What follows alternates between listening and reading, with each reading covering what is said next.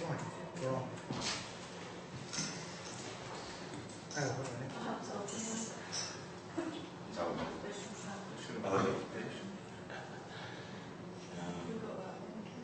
right. I'm live. You're on. Yeah. Right, so that one's on. Right, so what can I say?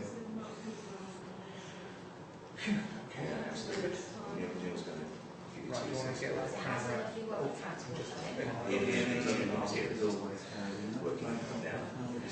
Yeah? Are we happy? Well, you've got it. What can I say?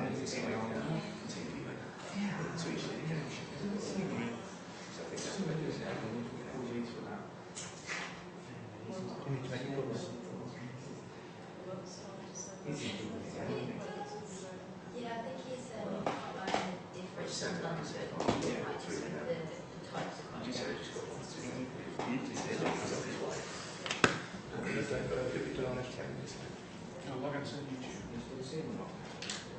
I don't get to, because London's not running to.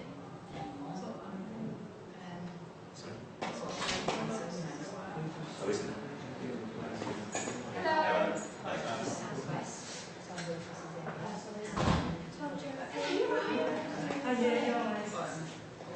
Yeah, so as I say here, you got it. Got it? Go yourself. Yes. Just there. Next. Okay, so I'm going to go.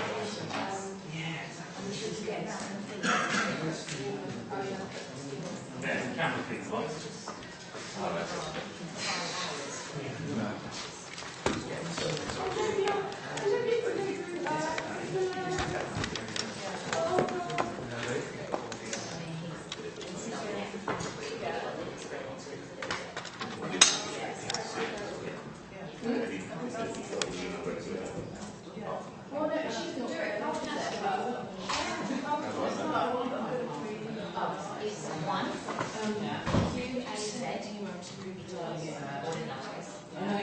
Ready to go, but they just double use that one. Say it's coming. Should I mic up now? Yes. There's about 15 second latency on it.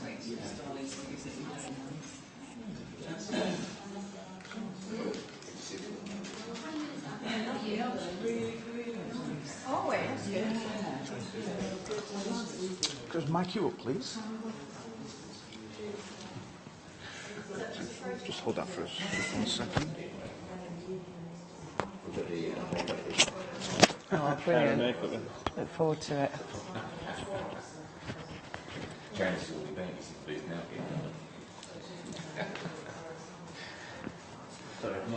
It's alright, do you want to put it in my waistband? Is that what you want? Will it hold on my pocket? Oh, cool. So,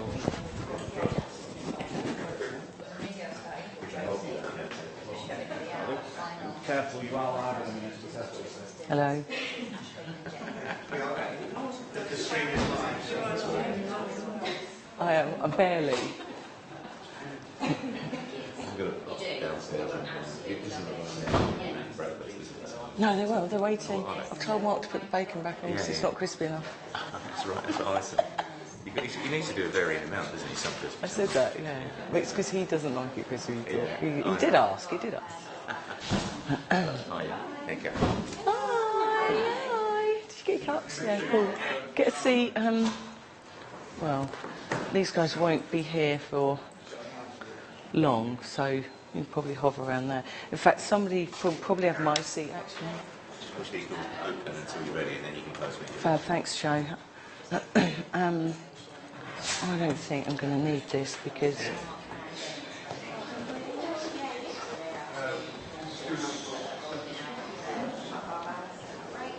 Is this one of yours? yes. So, girls, you can come here if you want.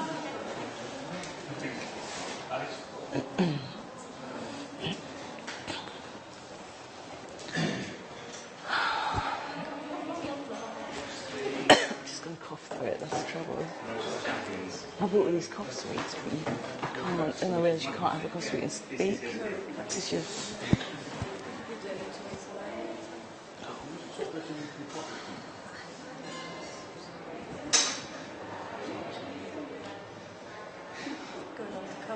Does that help? Is that better?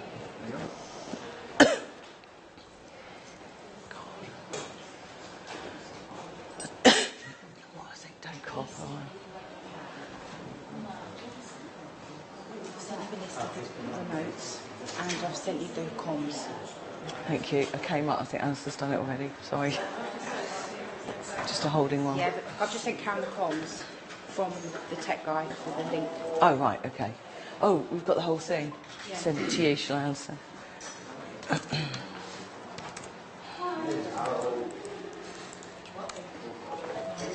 Morning.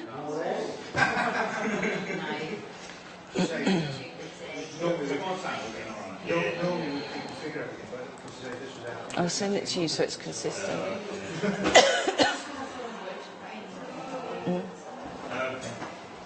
I don't know how important it is. Well, it's probably DG, so it's probably important.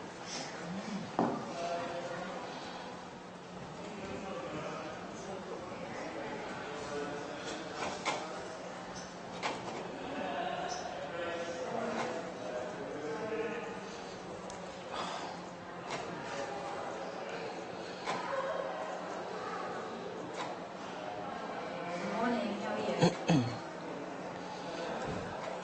That's no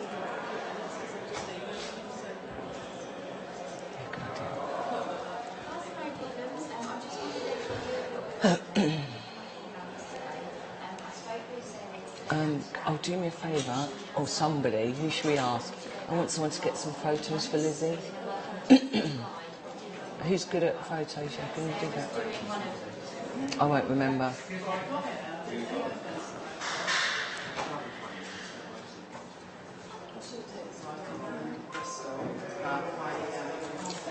Do me a favour, are you going to be in on the 1st of November?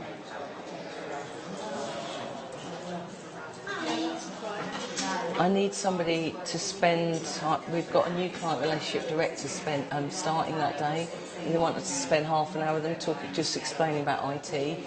And I'm not in that day. And in the end I went, we could do a Teams with Chris, but it'd be much nicer if you wouldn't mind.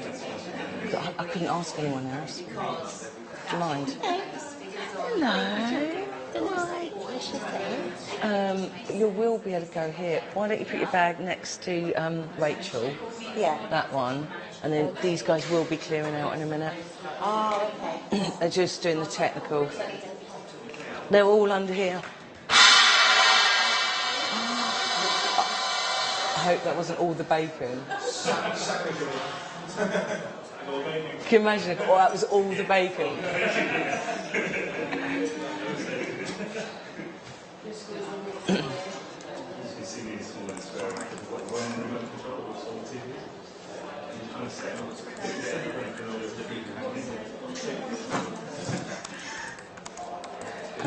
Hang on, Samantha Warden, I'm just emailing you. Oh, I see it.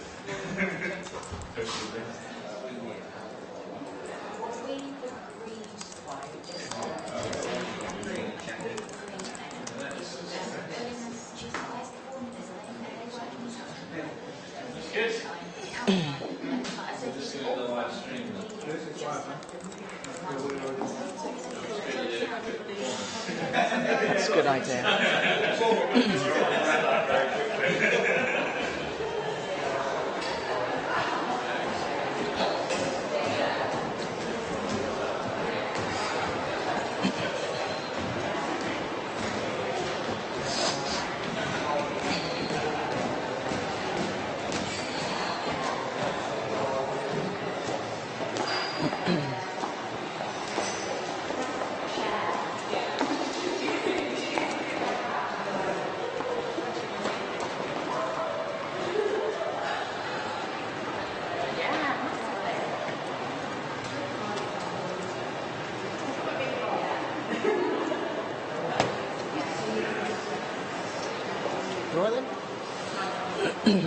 Yes, just hoping my voice doesn't go today. How's you? All right. Yeah, good. I might get some food. Probably be your biggest thing for all. It do all the road shows. There's this one. There's also the Southwest. That's going to be a big group. They've got everyone coming in, I think. So You have to get yourself a little dictaphone and see if you can just hit play. yeah. I'll give you more. Okay. Do you prefer crispy? Yeah, that's fine. Perfect. Thank you very much. Enjoy. Thank you. Thank you, Mark. You find me a crispy bit. I'll give you the most crispy one. Oh, thank you. That is fab. Brilliant. Thank you, hon.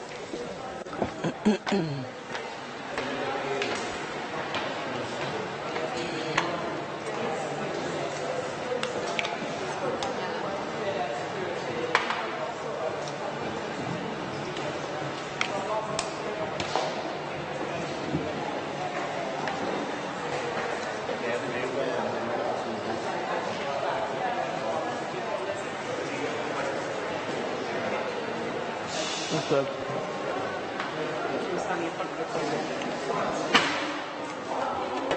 So I better eat something.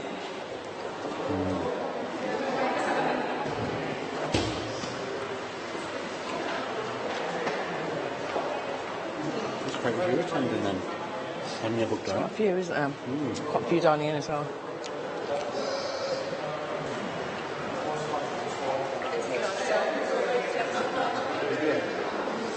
But you've got to, you know what I mean? Part of the job. She's here yesterday as well? Yeah. Did you be here all week?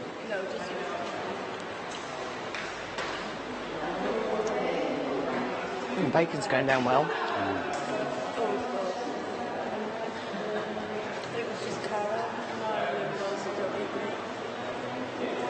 Who else? I never eat bacon, to be fair. I just thought I probably need something in me at the moment.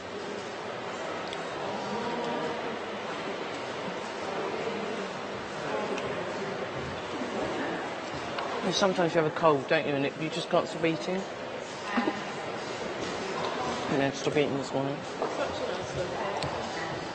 Isn't it?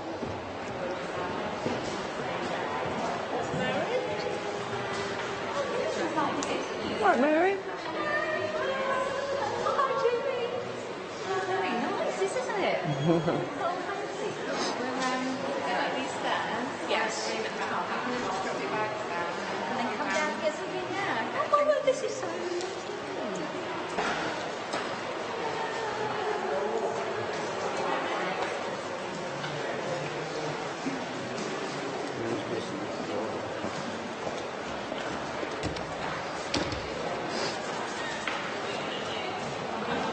Oh, well done. It's lovely.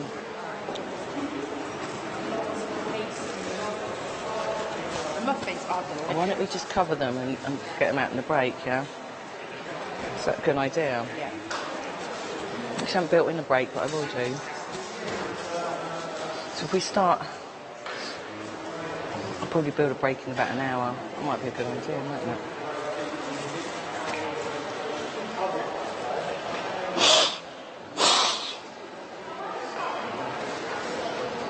Check them. Yeah, Did you do all this? yeah. Eileen as well. Yeah. Eileen. Thank you both. This is lovely. It looks so good. Everyone's so impressed. Is it really here? No, not all the cups have gone.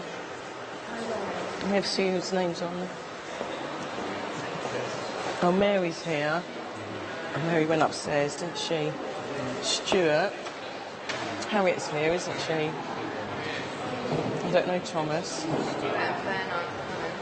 Oh, Stuart and Fern aren't coming. What? Neither of them? Neither of them, or they're dialing in. Oh, crap. She's got no transport person. Oh, Thomas is coming, sorry. Oh, yeah, she said Stuart.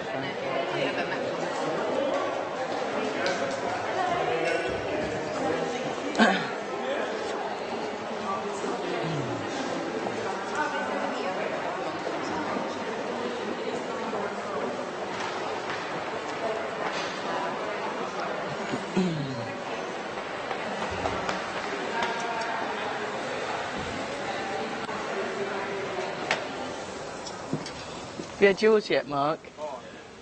You will.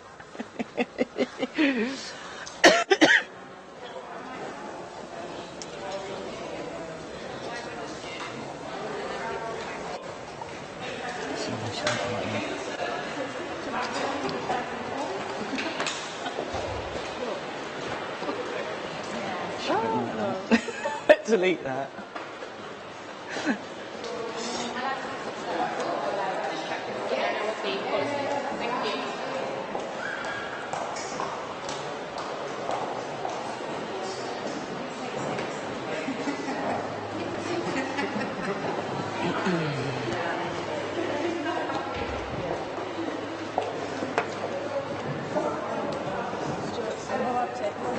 Okay.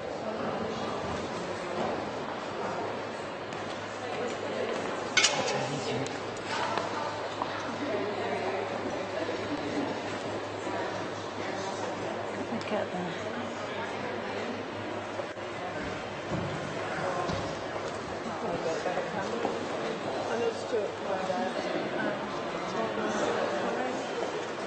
Is Tambay not coming?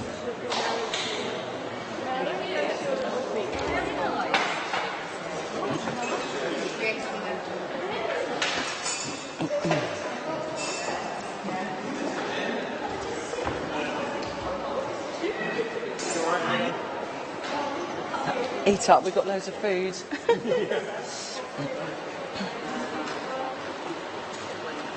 We eating?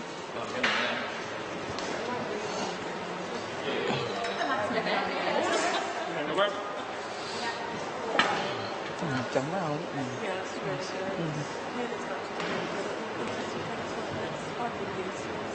very You would do. You would.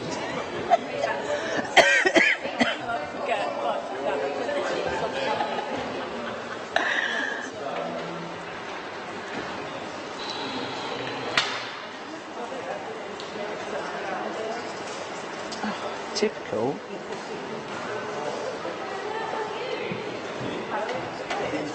Yeah, she is. Did Tambay say he was coming? I can't remember.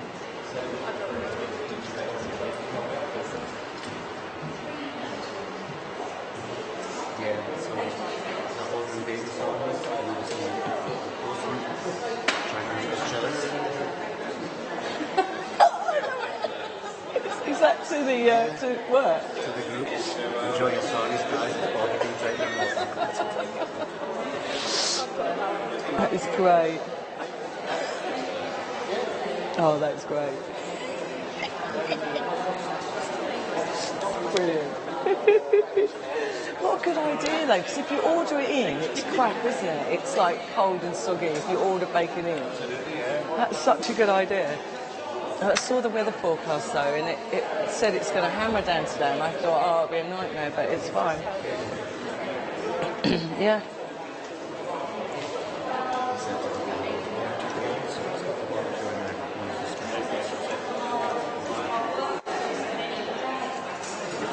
This is mine. I was just thinking, oh, some of these reminds are such hard work to get things. Right. I'm guessing it's getting close, yeah. So we need to get everyone chivied along. Are they ready technically upstairs? A little check.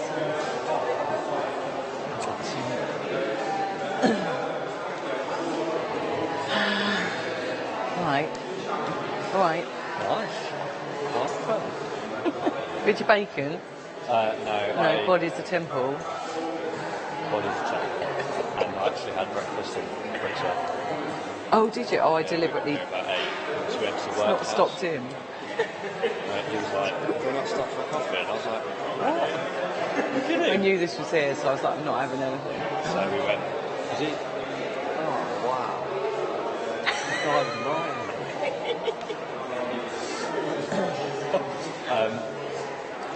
I need to try and hide out somewhere for a quick call. Probably going there. I don't think there's anyone in there. Mind your head. Mind your head. So, I'll let you on.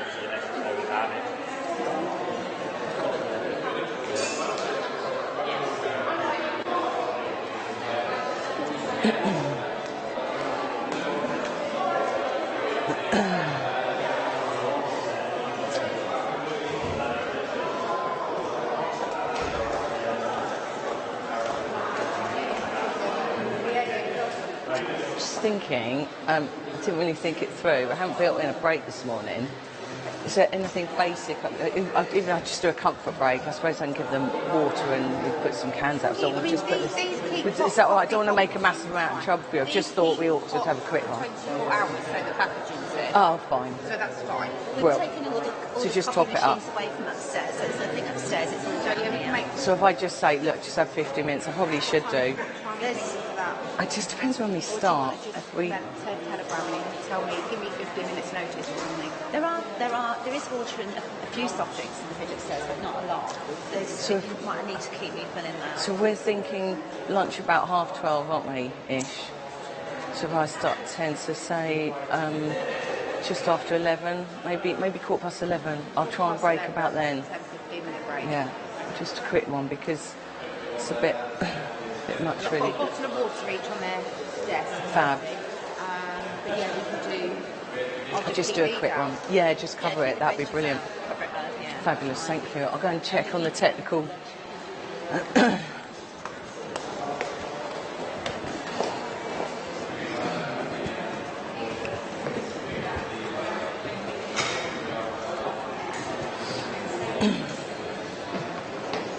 All right. Don't. No, it's because I don't need to. Are we there? Just about. On an hour, 5 minutes past, that'd be fine. Something, 8 people are already logged on. Looking Oh, at the fantastic. channel's up. Your So they mic's can up. see that. They can hear you as well.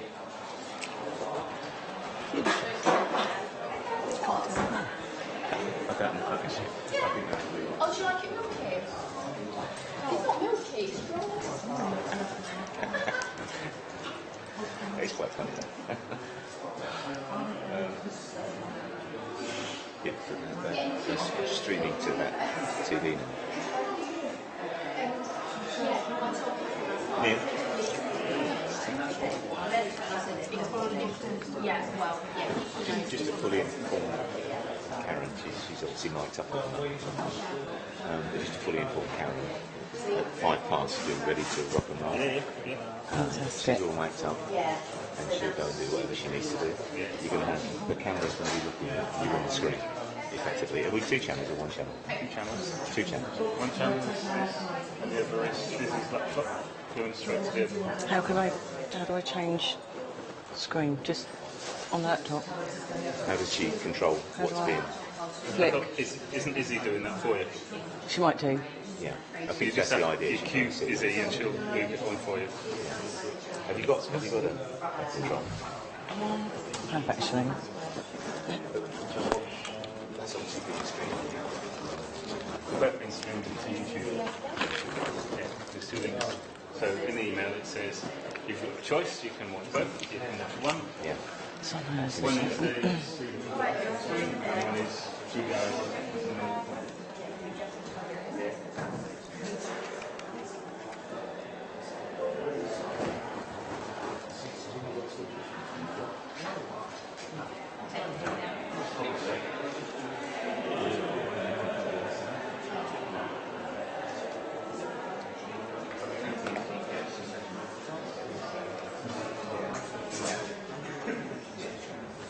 That doesn't work. Oh, this is not. This is the. It's not the PowerPoint Right. presentation. Oh. Which one is it then? No, it's. What is this? It's online. Oh, this is mine. Yeah. That won't work then. This will be fine. She's not on the PowerPoint presentation. That's the display. That's the same thing as on here. So I think what you've got to do is alt tab or something. Go to it. And then this goes into presentation mode.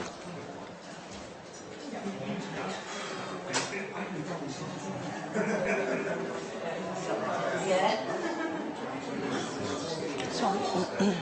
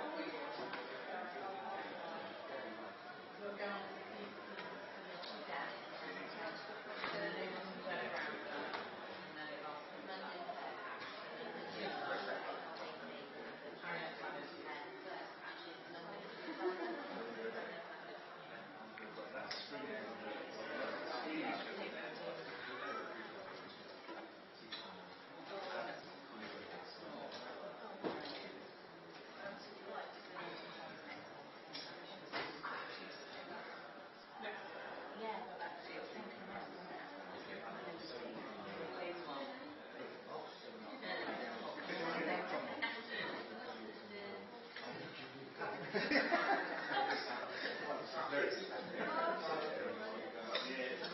the phone? Yes, should be.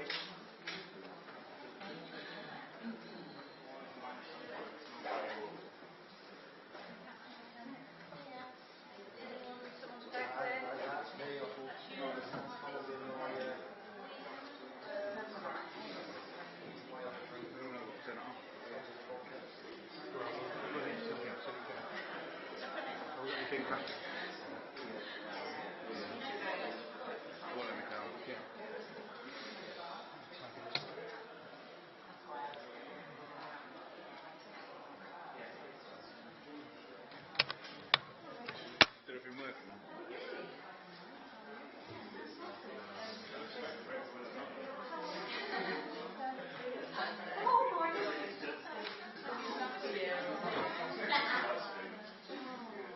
Is it worth turning it off and on now? Kicking out. Putting a bigger battery on. How long have we got? We got last 2 hours.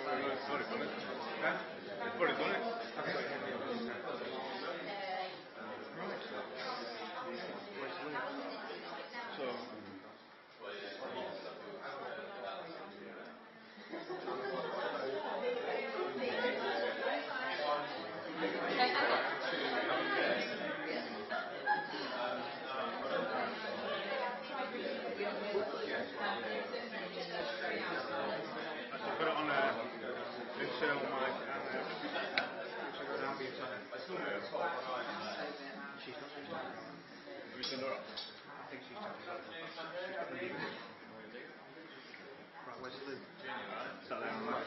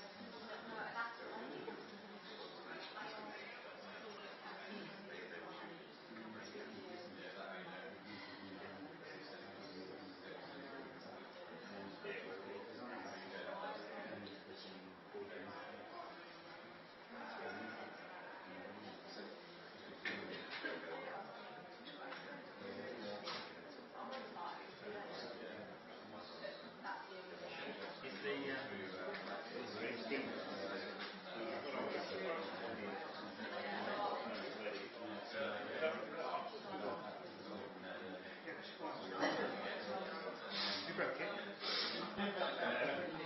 We unplugged it, so not that much.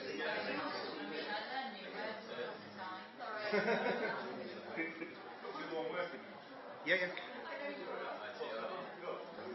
Yeah, so maybe the camera. Just direct feeding on it. So basically what's on that screen is going to a separate feed.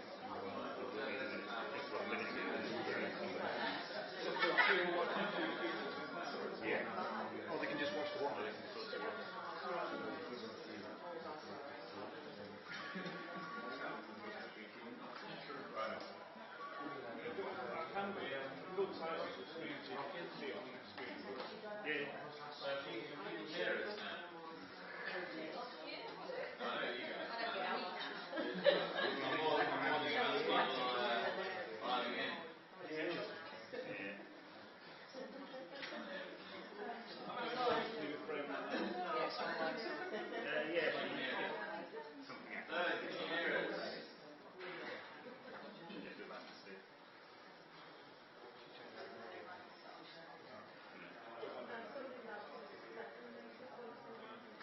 Yeah, I'm just doing that. That should be on now, is it? Oh,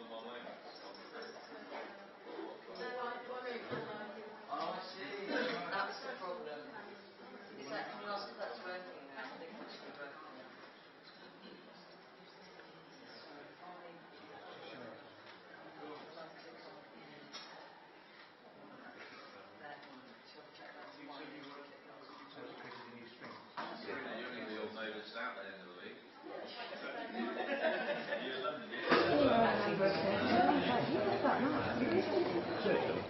That's us. Yeah. I am, yeah. Is that on now? Is that on now?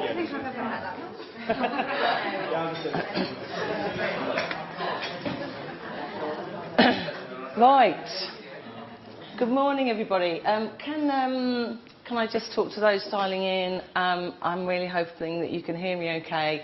And if you could, Alison, I think, are you in? If you could just message Alison if you've got any problems. Anyone can't hear me or you can't see. Apologies for the delay. We had a little bit of a technical problem getting both pictures to you, so we thought it'd be really good for you to have the slides on one channel and then the video on another. So I'm really hoping everybody. Good, you haven't had anything, Alison? Fantastic. So welcome all you sat wherever you are in your various offices around Churchill. Thank you very much for joining us, and welcome to Champions Day. We're here live in PCCS, who are our technology partners, here in Brixworth. and we've got a full room. You guys can't see, but we've got a very full room here of lots of eager champions. So thank you so much for either volunteering or enabling yourself to be pushed into this. Welcome to the Modus team. You're going to be really important in the next challenge of Modus and rolling out this next module. So, Champions Day, keep calm because we are the champions, you will be. And today, we're here to talk about employee workflow. Now, I really hope all of you have, if you don't fully understand it, but you've actually heard the term employee workflow, because we've tried quite hard, not to inundate people, but we tried really hard to get some consistency and some communication going out to say this is coming. And today is all about just trying to tell you a bit more about what it's about, what your role is going to be, and how you can help to support us in these next steps. It's going to be really important for the company. But the very first thing I wanted to do, just because we've got a really different bunch of people here, just wanted to do a really quick 5 minutes icebreaker. I know, it's like groan. You guys on the line, you can still join in, but for those of you in the room, I want you to get into very small groups, just like 2 or 3 of you, and do a little Modus word search for me together. And while you're at it, this on screen for you guys at home, and while you're at it, I just thought it'd be nice if you could just have a little chat together. Make sure you know who you're sitting next to. Make sure you talk about where's your division. Yeah, see, you're slightly different division, aren't you? Just take this opportunity to. You two work together anyway, but just take this. Thank you. Take this opportunity to make sure you get to know each other. More back there. Anybody not got one?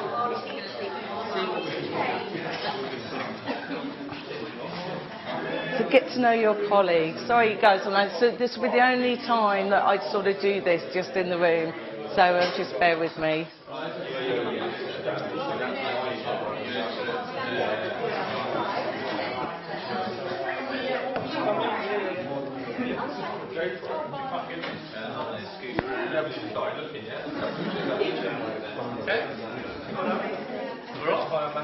Huh? So from South, you got a mic? Alright. Oh, that's not bad.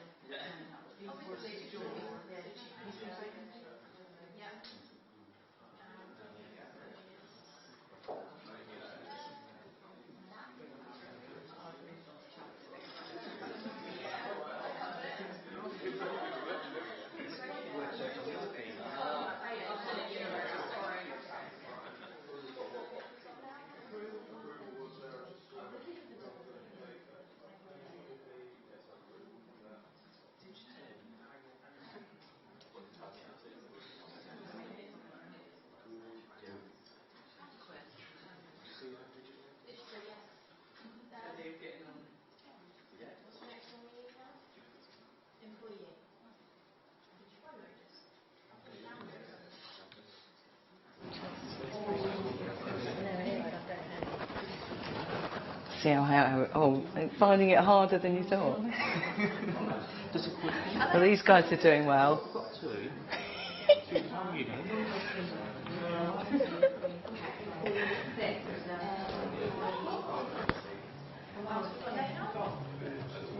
Doing well. Oh, these guys are storming. Who's going to win?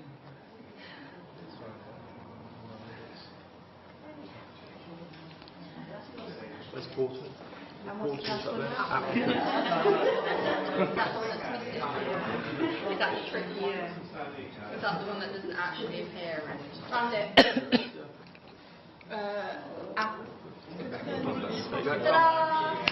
Well done. We have a winner. Brilliant. How you guys are doing? No, not there yet. Have you all managed to introduce yourselves as well?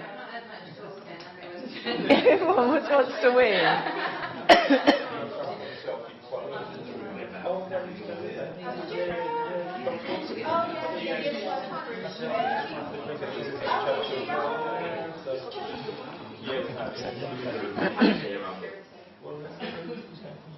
Shall I put you out your misery?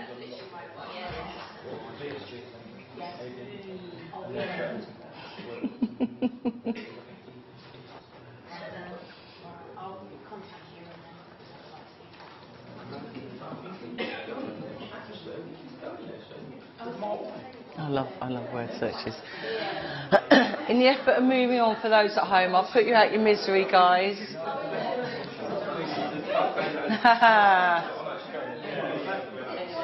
There you go.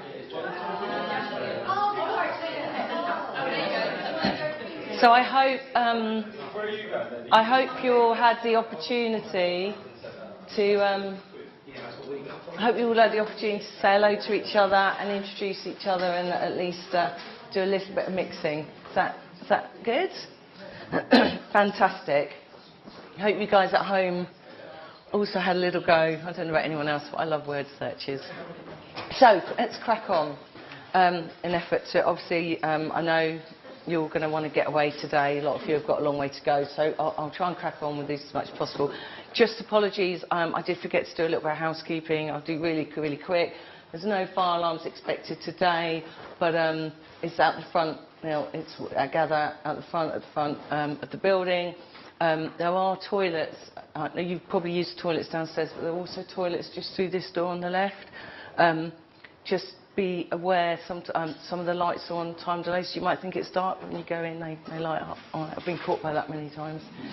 I think that's a bit it. Okay, move on. So, we are here to talk about employee workflow and what you will learn today. So, we're going to do a bit of an overview, just sort of a good opportunity to step back and have a look at the big picture and look at what we're trying to create as a whole.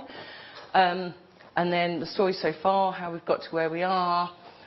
Look at what employee workflow actually means, what it covers, and what it will mean to what it will mean to the business. Quite a big change. We'll play the little day in the life of video, and then we'll just have a really good look at employee workflow in detail. And at this point on the screenshots, but I'll fly through this bit because this is. These are the slides I will be doing on the roadshow, but for you guys, for the champions, we'll obviously have a bit of lunch, and then we will do an interactive session. So we'll put you into groups, we'll give you logins, and we'll let you have literally want you to go into the system, have a go in as a manager, go in as an applicant, and just have a real good go and see what you think. And just give you that real, hopefully, ease of mind that you'll realise, you'll see how simple it is, and you can come away sort of feeling a bit more confident about supporting it. So, and then we'll just summarise at the end, and I'll talk a little bit about timings, make sure you've understood it, and any Q&A. But I'm hoping we won't need any Q&A, because obviously anything you want to ask, this is, you know, think of it as an intimate session, ask whatever you like. And if anybody at home, anybody online wants to, I think I'm a blogger, don't I? Anybody online wants to ask a question, can you message Alison, and she'll raise it for you in the room. All right, everyone happy?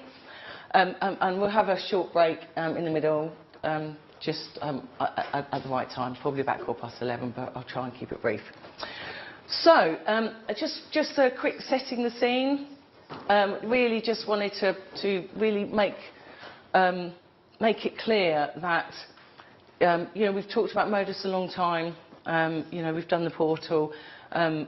Just from what we're trying to develop as a whole, just please remember this is an agile project. And when I say an agile project, it just means that we are developing it bit by bit. We haven't gone out to the industry. We haven't gone out and bought something off the shelf, so it's not ready designed.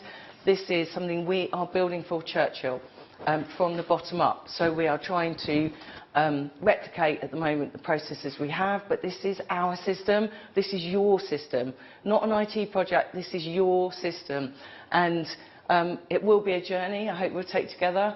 But please, please don't feel that this is something that's not yours. Get on board. Tell us what you want. When we deliver this bit, even this first part, it will not be perfect. I know that now. Izzy knows that now. She's trying to steal herself, but it won't be perfect. But don't just go, oh, it doesn't work. But just remember, we can develop it to whatever we want. So if things don't work for us, we will continue to develop and make it work for us. And that's the nice thing. This isn't something we've bought out of the box. This is something we have to make work for us. And that's why I'm so proud of it. And it will be so industry sort of breaking, really. It really will. So just remember that all the way through. You're on board here with us. So let's look at the big picture.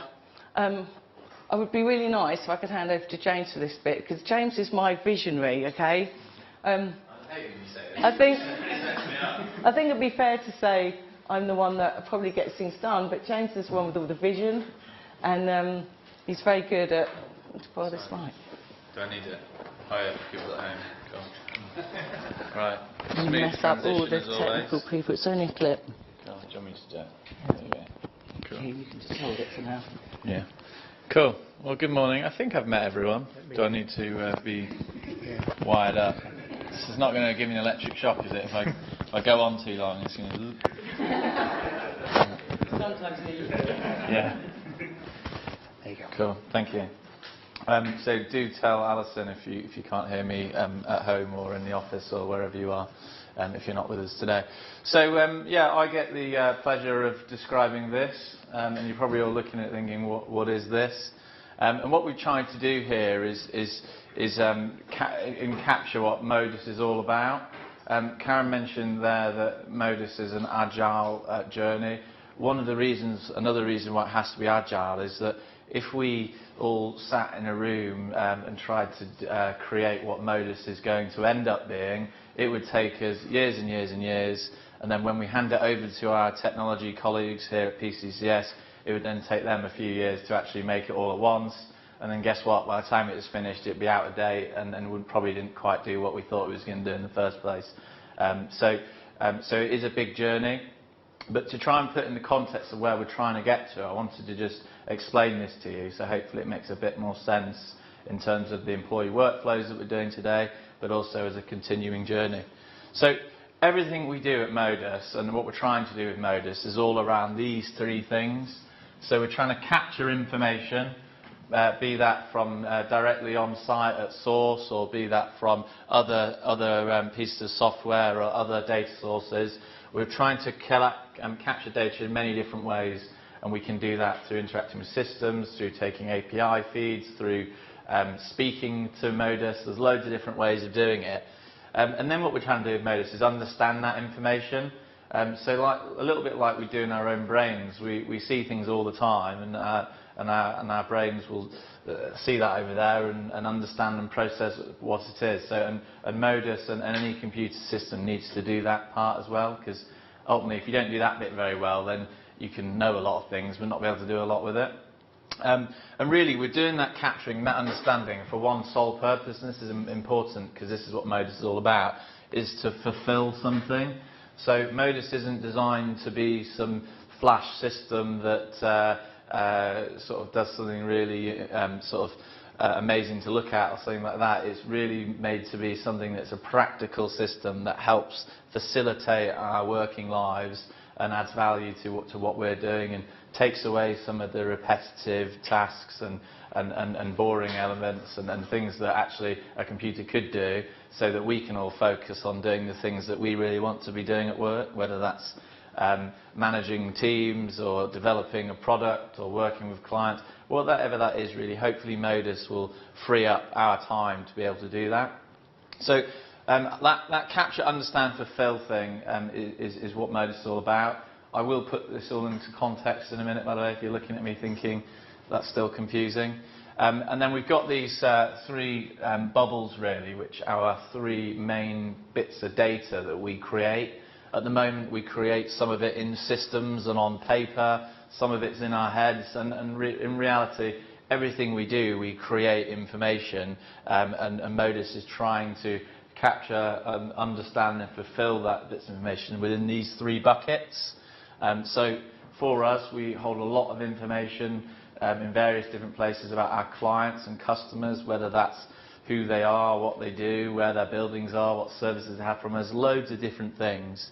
And then we've got our products, and as we all know in this room, our products as Churchill are mainly services, so we provide services to our customers, and Modus needs to understand what they are, how they can work, and all the different iterations that could possibly happen, whether we are cleaning trains, or whether we're securing Trafalgar Square, or whether we're cleaning this office here. Obviously there's lots of different iterations, and as we start to intertwine those together it gets more and more complicated. And last but certainly not least is our people piece. So clearly for us to be able to interact with it, whether it's people in this room, whether it's colleagues out with our customers, or whether it's our clients themselves, they're all people, and to be able to interact with Modus in a seamless way, Modus needs to understand a little bit about us so that it knows what to provide us and what not to provide us, and it allows us to start to configure our working lives so it works around what we want. So that's really important. So to try and give you an example that puts that all into context, because it is a journey. If you imagine we are in a meeting now and we're in this building, in the future there's absolutely no reason why, because Modus can talk with things like Alexa.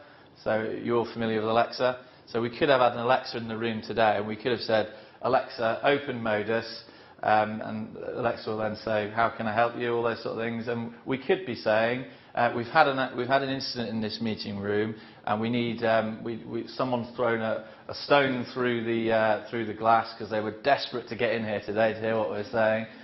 So we really need some security teams. But also when they've thrown this stone through, it's actually knocked something over and there's a spillage. So we could do with having a housekeeper coming up. And also, whilst we're at it, we've been so shell-shocked that we need someone to bring us up some water. And Modus, although they're very simple requests, if you think about it, if Modus understands that that's in a client site, in a particular location, and we're asking it for particular services, and then Modus has understood who works for that particular site because they've got a digital me profile, and Modus understands who's actually on site, so who was scheduled to be there, and who's physically clocked in to say, I'm here. If Modus can understand all of those things, then it can seamlessly say, we do need to dispatch a security officer up to this meeting room. They've requested some water as well from the kitchens, and we need to have a housekeeper come up to help tidy up the spillage. And all of those things can be sent from Alexa, from us in this meeting room, through to that person's mobile device or their base, wherever they are, and then they can come and fulfill that task. So hopefully that gives you a bit of an example about how far this can go if we understand that, and how different that would be from today that we potentially are doing ourselves, but also our competitors are doing, and how much of a benefit that would be for clients. And just to give you one other little example, let's say in all that commotion, on the way downstairs, the cleaner themselves has had an incident and they've accidentally spilt some chemical on their skin, and they need to therefore go to hospital and have some treatment for that. Right now what we'd have to be doing is running around the building, finding that piece of paper that's somewhere to be able to take that cost risk assessment to the hospital so they can get the treatment they needed. But again, if Modus understands what the client is and what building they're in and who's in there doing what, and what we've also ordered to that building, so we've ordered a special chemical or something like that, then it can automatically configure those site files so it is available. So if we've got an issue like that in a situation, on the way to the hospital or whatever, we can dial into our account, or we can do it from site, whatever suits the situation. We can pull that information off at the touch of a button, and it's all there and it's all automated, so if someone hasn't had to drive to site to drop something off and then it goes out of date the next day because they order something new. So all those things are just very simple examples of how, if we can capture information, understand it and fulfill it in a certain way, we can start to have all these infinite possibilities, things we can do. So that's a little flavour of the journey we're trying to go on with Modus, and hopefully that's interesting and puts the day into context. And today we're all about, I'll hand back to Karen now, today we're all about talking about people, because it seems a sensible place to start. So although I think hopefully you'll find some instant benefits from the people and employee workflows, you can hopefully have a bit of a feel for where this is going to continue to evolve and become more and more useful. Has anyone got any questions on that? Brilliant. Well, that's my job done. No. There you go. Yeah, thank you. Thank you. And hopefully everyone heard that at home. So, no one's complaining. I do want it. Sorry. Alexa. Sorry, I didn't get any of that. It's fine. It's a good job wearing black. It's fine.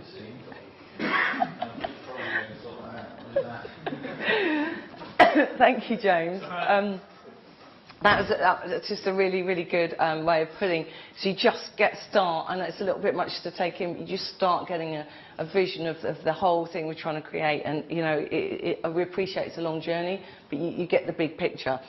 But as James and I was saying about being agile, we clearly can't create all that in one go, because like we'd be 5-6 years down the line before we delivered anything, and then be out of date. So being agile, we're doing blocks at a time. And we quickly realised that we couldn't do any of the really good fun stuff without starting with the foundations of the client product, service and people data. So we've got to start somewhere. So we started with the people bit. I'm going to skip this a little bit because it's a bit pixelated. So we're starting with people, and that started with the launch of the portal at the end of April, didn't it? So the first really important thing we had to do was get our nearly 14,000 strong workforce, terrifying it was, registered onto the portal, which caused us sort of headaches. But I'm really proud we've got something like 84% of live employees now registered on the portal. So, you know, really, really big win. But the next step is getting all the rest of the people data. And what we're trying to create is this kind of digital me concept. I really like this. So you're all probably quite used to having a digital pattern in your personal lives, I think. So you've probably got social media and you've got Google accounts and you keep all your, a lot of your personal things digitally, I'm sure most of you do. But we're not so used to doing it at work, and what we want to create is this kind of digital me in a work situation. So it can replicate the kind of behaviour that you've got in your social life. So we can chat more, collaborate more, recognise each other more like we do on social media. But also we can store our information in a better way, and our employment information in a much better way and a more centralised fashion. And then we don't lose it. So you might keep your training records, you know, your performance records, your you want to be able to real time see your hours worked, you want to see your holiday, and if you can see all that in one place, I think it's just going to really make your work life better. And then the ultimate aim of that is, what if you could take that with you, you know, some of that, you know, and that's the real sort of, it's not just for us, but it's kind of for you. And if ultimately we can, for example, we do a lot of TUPE, don't we? And if we could get to a point where when people TUPE out, they could take their digital me with them, we just think that would be a real bonus for people. Just be really nice and you know, make it would make Churchill a more desirable place to be, and bring people in and make us more of an Encompass family. So that's the aim. So back to employee workflow. The first thing we wanted to get out there, like, how do we explain what employee workflow is? So we wanted to create what we've called a day in the life of. So we thought if we could do a very quick animation of, well, what's a day in the life of like for one of our account managers, and how can we improve it? So for those of you who haven't seen it, I'm going to play our little animation of Mo and a day in the life of.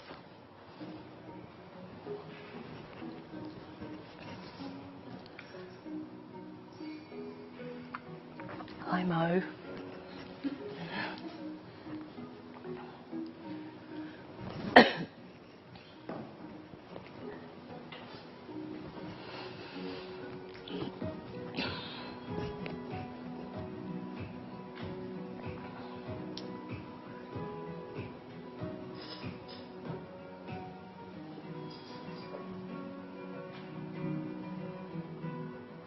So you can see on the left the old way of doing things and the new way with Modus.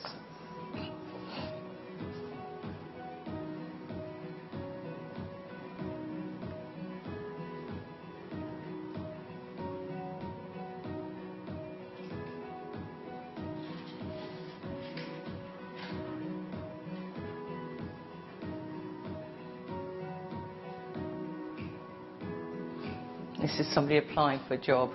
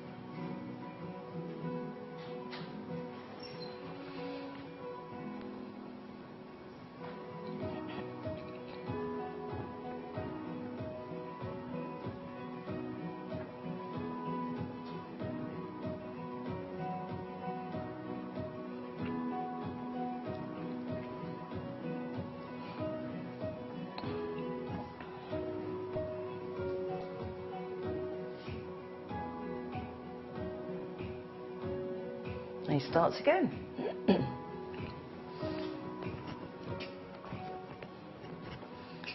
I hope you like that. I hope you think that's kind of not a bad depiction of what we're trying to get across here, and that's available on YouTube. So spread it far and wide. I think it's quite nice. So that's our introduction. But this is zeroing in a little bit on what employee workflow is going to be. So to get all of the people data into Modus after the portal, which is kind of more your personal data, to get all the employee data in, we had to digitise all our many forms. And we have to do all the forms in one go, because otherwise the system won't stay up to date. It's got to be. Off with a few forms, and then it's like, oh well, if we do these, it means we're going to have to do this form as well, and it slowly spiralled into several forms. It did. You couldn't just do a few. So yeah, we've had to literally. I think Izzy sat down with the guys here and took about 7 hours to literally go through every form and put it into a workflow, didn't you? Just as the start. So you'll recognise a lot of these. It isn't quite all of them actually, but you'll recognise these. I'm sure you're all using them day in, day out. So it's literally putting those into Modus. So whenever you now go to, once we launch, when you go to one of those forms, you will go to Modus. And this gives you an idea of what it will encompass. So job posting will be done in Modus. You'll organise your interviews.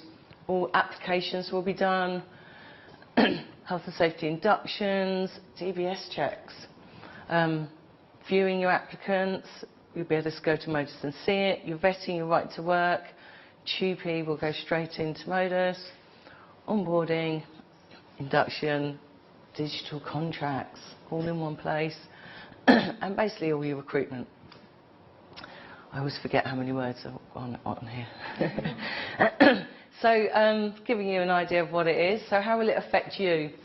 So all people-related forms, as I said on that slide before, will no longer be actioned after we launch. We will do a small pilot with the region, but after we launch, we will be able to have, we'll have to have a cut-off date and have no paper forms being actioned after a certain date. So and we'll do lots of comms, we all need to be aware of that. The other big change will be that Modus will become your workstation. It will be where you go for much of your work in the future. Instead of all these different places, you'll go to the central point, which will be great.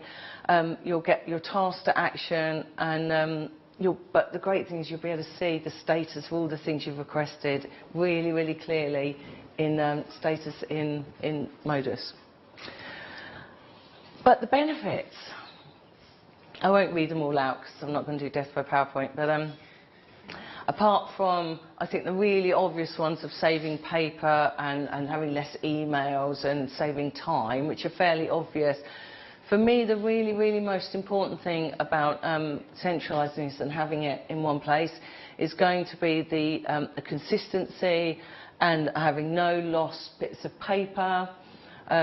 Won't be able to have people saying, oh, I sent that in and we didn't receive it. And the data, so when all the forms go to places, because they might be handwritten, launching the portal, we've obviously had to cleanse all the data from handwriting and not putting it into the system. That's very true. So data accuracy. Yeah, so it will remove all the data. Yeah, and it's going to be huge. It's transparency, really. That's going to be, I think, the really, really big winner for us as a company, and the duplication of work we must do because of that, because of our long processes. James. I've got a good one as well. I think it's a benefit. Sorry if I can't see it, but the people that are out on the road, that's the vast part of their day job. You won't have to return back to an office to scan everything in, send it off, or you have to go home and take photos of it all and print it off again, and all of that sort of stuff, which I think is probably quite time-consuming for people that are on the road. Oh, I'm on camera now. Will be another big benefit. Yeah, absolutely. I mean, how much time is lost through lost paperwork, and also just not knowing where it's got to, not knowing who it's being approved by, or I think they'll be the quickest benefits. I hope by the end of the day you'll agree. So just wanted to do a little overview on, because I was thinking, by now you might be thinking, oh my God, it's such a big change and it's not that far away, and how are we going to get this out to the business? Is it all on us? So just a little reminder of the launch. Obviously every region area have a champion. This is why you're here. Yes, we do want to spread the knowledge and get it out there in the business in different areas, so that if you know a bit more, and it just starts to cascade. But we're doing 5 roadshows of this kind of data.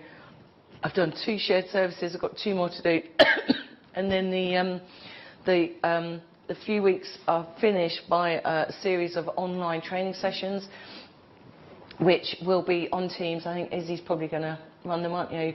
Whereby anybody can jump on at any time, not any time, sorry, when they're scheduled, but anyone can jump on and just get a catch up. And I think by then it'll be much more system based, won't it? Because you'll be able to actually run through. More of the technical training going through each step of the system.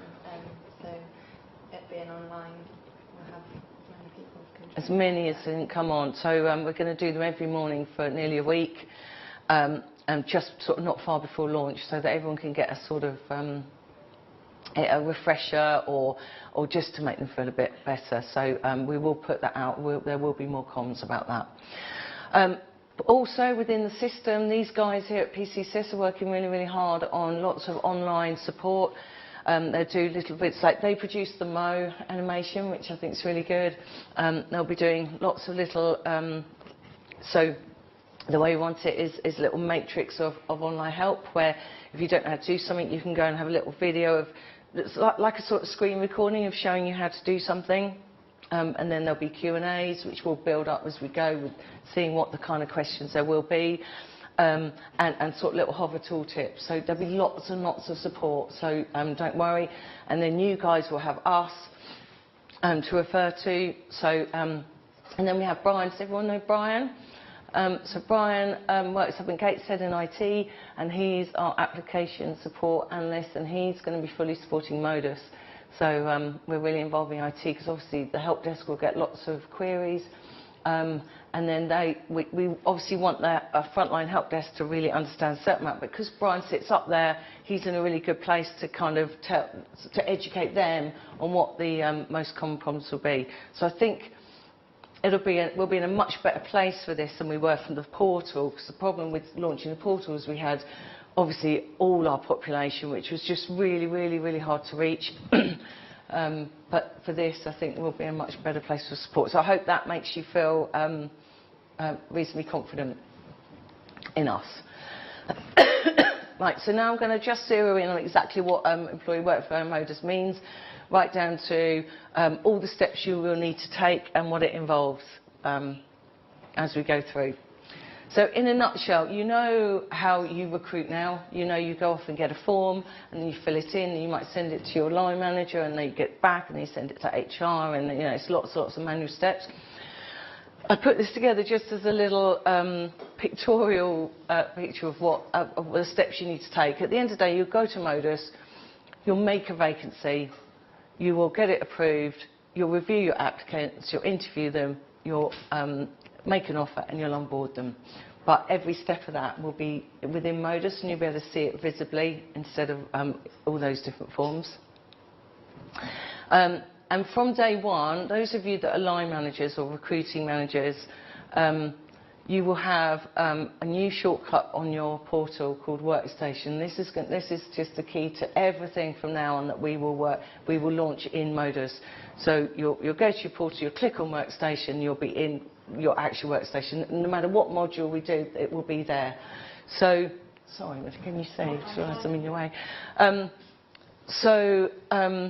Yeah, that's going to be really. In fact, I can see at some point in the future, we'll talk to you. So I can see actually clicking on that and going to that to be your home screen probably rather than your portal page.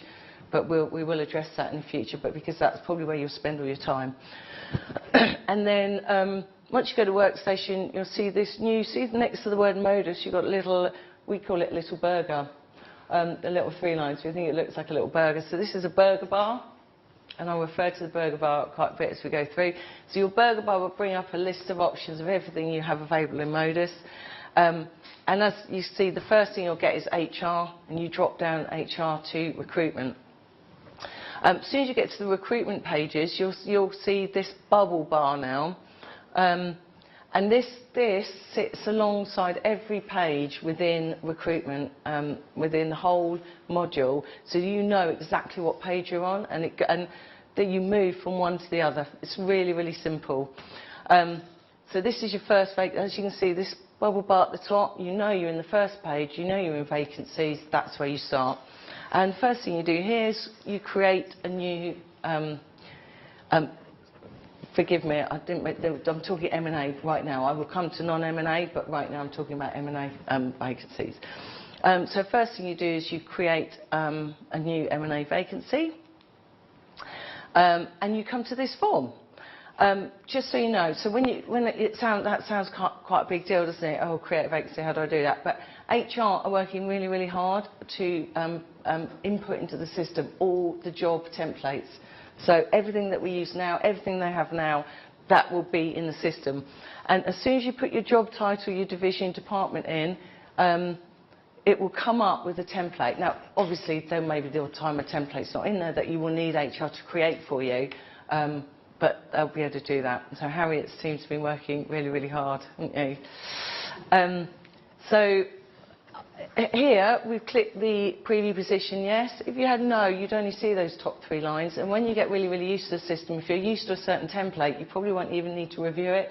You'll just click, you know your template, and you move on. I think particularly that will be the case with non-M&A, probably with M&A review. But as soon as you click yes to preview, the whole pre-populated details of that role come down. So you just go down, check everything's correct. You can change whatever you like. check everything's correct, and then click submit at the end, and then you come back to your table here, where we were just now, where you remember you're still at this create new nomination, but then it's populating a line on your table, okay? But it will come here, and but your status, if you look at your status there, it will say awaiting approval, because that's now gone off for approval to your regional director, then your managing director. Just a few notes on approving. At the moment it's set that it has to go to your regional director. When we say regional director, I mean whoever's in that kind of position in your role. So for shared service, that might be head of department. For if you haven't got a regional, it might be your ops director, but you understand it's someone at that level at the top of your area, and then to your managing director for approval. That's the standard approval at the moment. And then once approved, once they've approved it, the status will change and it will flag to HR to action. And that will then appear on their table. HR will do as they do now. They'll post it onto the relevant websites. They'll make sure it's on the church website, and they'll make sure it's on the job sites like they do. Although I'll talk about this later, but non-M&A vacancies you can post yourself directly to the website and to Indeed. So but I will talk a little bit more about that later because it's quite different. But rest assured, HR will do everything they do now. So we're back to our table we were there before, and then as soon as you've got approval, it will tell you your status. Your status will be there the whole time. It's really, really clear. And then as I was saying, your vacancy will go online. So you've got your vacancy approved. It's gone online. It's gone to your different websites. And I just wanted to show you. We've always had our vacancies online, but now we've got it within our own Modus area, and it's dealt with a little bit differently. So this is obviously the church website. This is vacancies. I just wanted to show you what it would feel like as an applicant to apply for a job now online. So you apply for your role, find the role you want to do, and you've got your bar there, apply now. Click on the job you want to apply for. Now, this is a big difference. The first thing you'll see is the applicant now gets taken straight to Modus to register for an account. And here's the big change. So we're bringing these applicants in at this point to register. Now, think of the benefits of this. So straight away, we're starting to get we're going to get their details correct. We're going to verify their email address. We're bringing them in from day one. We're going to get that data accuracy. So as soon as they have registered, HR can put these pre-screening questions in. Now, they do this anyway, but you may not be so aware of them. But they can put these, what they call killer questions. So, for example, if you have a role that they need to be able to drive for, so I think probably a lot of security roles, don't they? Do they, Tracy? But if you might say, I need do you have a valid driving licence? And if they say no, that's it. They say, I'm really sorry, you're not suitable. So they're these killer questions. You don't have to have them, but really useful killer questions to weed them out. Is there anything you want to say on killer questions, Harriet? Yeah, you can normally take them at the point of when we brief the role, the hiring manager will give you a call, go through it, and we'd assess at that stage. You don't have to sort of leave it in as such. Yeah. It's something you would do for them, but they're just useful, aren't they? So you're not going to get everybody coming through. Makes the process a bit quicker because it automatically kicks out people that aren't relevant. Yeah, and sometimes you might have a salary question in there, mightn't you? You might say, what salary are you after? Text questions we ask on everyone because we don't advertise salary. Yeah. What salary they're currently on, and then what salary they'd be looking for. So every single applicant would have to answer that. Which you think, because that could really, really preclude people. You know, if you're paying this and they're looking for that, it's, you know, they're not. It's really obvious. You don't want to waste your time. So we can use these on non-M&A as well. So if they needed a driving licence or an SIA licence for security, then we'd be able to put these in for non-M&A as well when they apply online. Brilliant, really useful. So I've got through the killer questions, and then they go straight to the application form. Now, the application form is in a concertina style, section by section. There's a few reasons for this. One of them, we want to make it really easy for people to use on a smaller device, so even on a phone or mainly on a tablet. But also, you know what it's like. You might get halfway through and you get somebody has a distraction, and we want them to be able to obviously save it part of the way through, so they can go section by section and still save what they've done. And then it does give us the opportunity, if someone's not finished their application, to contact them, to say, after a certain period, to say, you're halfway through, you sure you don't want to apply, this kind of thing, because we've got their details. Excuse me. How would we know that? Would we get an email to say get started, but they haven't finished? So we'll be able to see in the system that an HR will be running this at this point. They'll know, the system will know, oh, they're partway through, because they've already registered. The system will go, part applied. So we can set it automatically, just to go, are you sure? Did you want to come back? And here's the link, and come back and do your application. So like with the approval, how would I know my MD has approved? Oh, so although HR are in control of this, you'll be able to see in your part of the system, you'll be able to see your statuses. So you have to log in to see it? Yes. Get a notification? Correct. Okay. Yeah. So can I just have one thing there? In the system, so you can see everything that's applicable to you. So when we saw the wheels earlier, you probably saw there's a bit of amulet, there's a bit of radish, there's a bit of cleaning, there's lots of different bits. You would only always see what's relevant to yourself. And now when we talk about approvals, for example, you start to get the instant automation benefits of being a digital person online, because it already understands who your line manager is and who your approval managers are, and it automates all of that, but you can watch it all the way through. And at the moment, obviously, Karen's talking about M&A positions. Yeah. Non-M&A positions, as we'll see later on, works in a similar way, but you as a hiring manager are having complete control over that, because the HR team obviously assist us with M&A roles. So you'll see that coming, but ultimately you can see everything that you're doing that's applicable to you, and the way that it's all divided up with access positions and things. You can also see what your teammates are doing and your colleagues and things like that, where it's applicable. So if you're working on things as a group, then you can also see it. Sorry, if that's applicable to an account manager that he's setting up, and they've posted an advert and 5 people have applied, we said they've got to log back in. Will that not ping an email to their email account telling them that 5 people have applied, so then they can log themselves back based on where? It's one of those things that we can set up, yeah, absolutely, and I think... But can I just say on that, if it's an M&A vacancy, HR will pick it up. So Yeah, I want that as account manager for cleaning vacancies and stuff like that. If they've placed like an advert on there and 5 people have applied like that day, will that then ping them an email, so then they can log back on that evening, say, right, well, 5 people, go through, and actually then just arrange interviews for the next day. Do you know what, it's really interesting actually, because it's something I think we'll just have to see how we go, because when we even first launched the portal part, it's something that actually payroll asked for, wasn't it? Some of the tasks, the first tasks were going to payroll to do things. And for example, change of bank or change of address, and payroll said to us, every time we get a task, can we have an email? Because, you know, obviously we're not used to modus, you know, we won't know. And I think it took 48 hours, didn't it? About 48 hours later, she went, can you turn it off? Can you turn it off? Matthew, also, where we've mentioned earlier that as and when modus continues to develop, us as individuals will like different things, and we'll be able to configure it to how we would like it. So you may decide that you like getting emails. Equally, you might decide this one particular role is so important to me. The second someone applies, I want an email. So when we first launch, we probably won't automate it for everybody. But as we develop the system, we'll be able to configure what we want. Well, it's what car does now. So when you do an audit on car, you can actually tick a box at the bottom and actually, you know, to send that audit to the relevant like ops manager, ops director.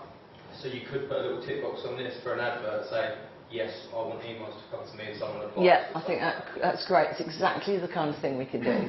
Yeah, absolutely. Really good call. Because if that's useful, then we know that now, and we can create that as an option. So it's a good example of any little things that just help us all out in our day-to-day life.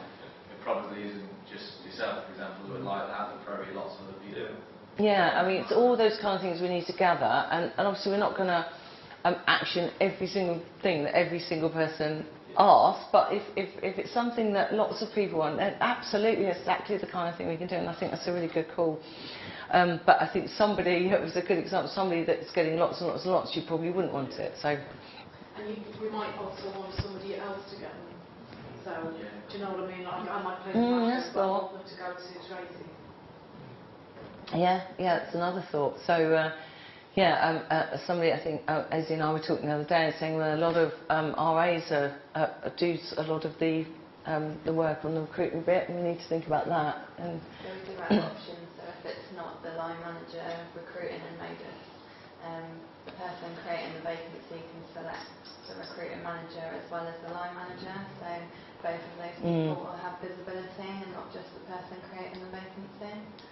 And that's the whole flexibility. It's exactly what I was talking about at the beginning. You know, that's what we can make it flexible for us, because it's so frustrating with systems when you can't change things. So, application form.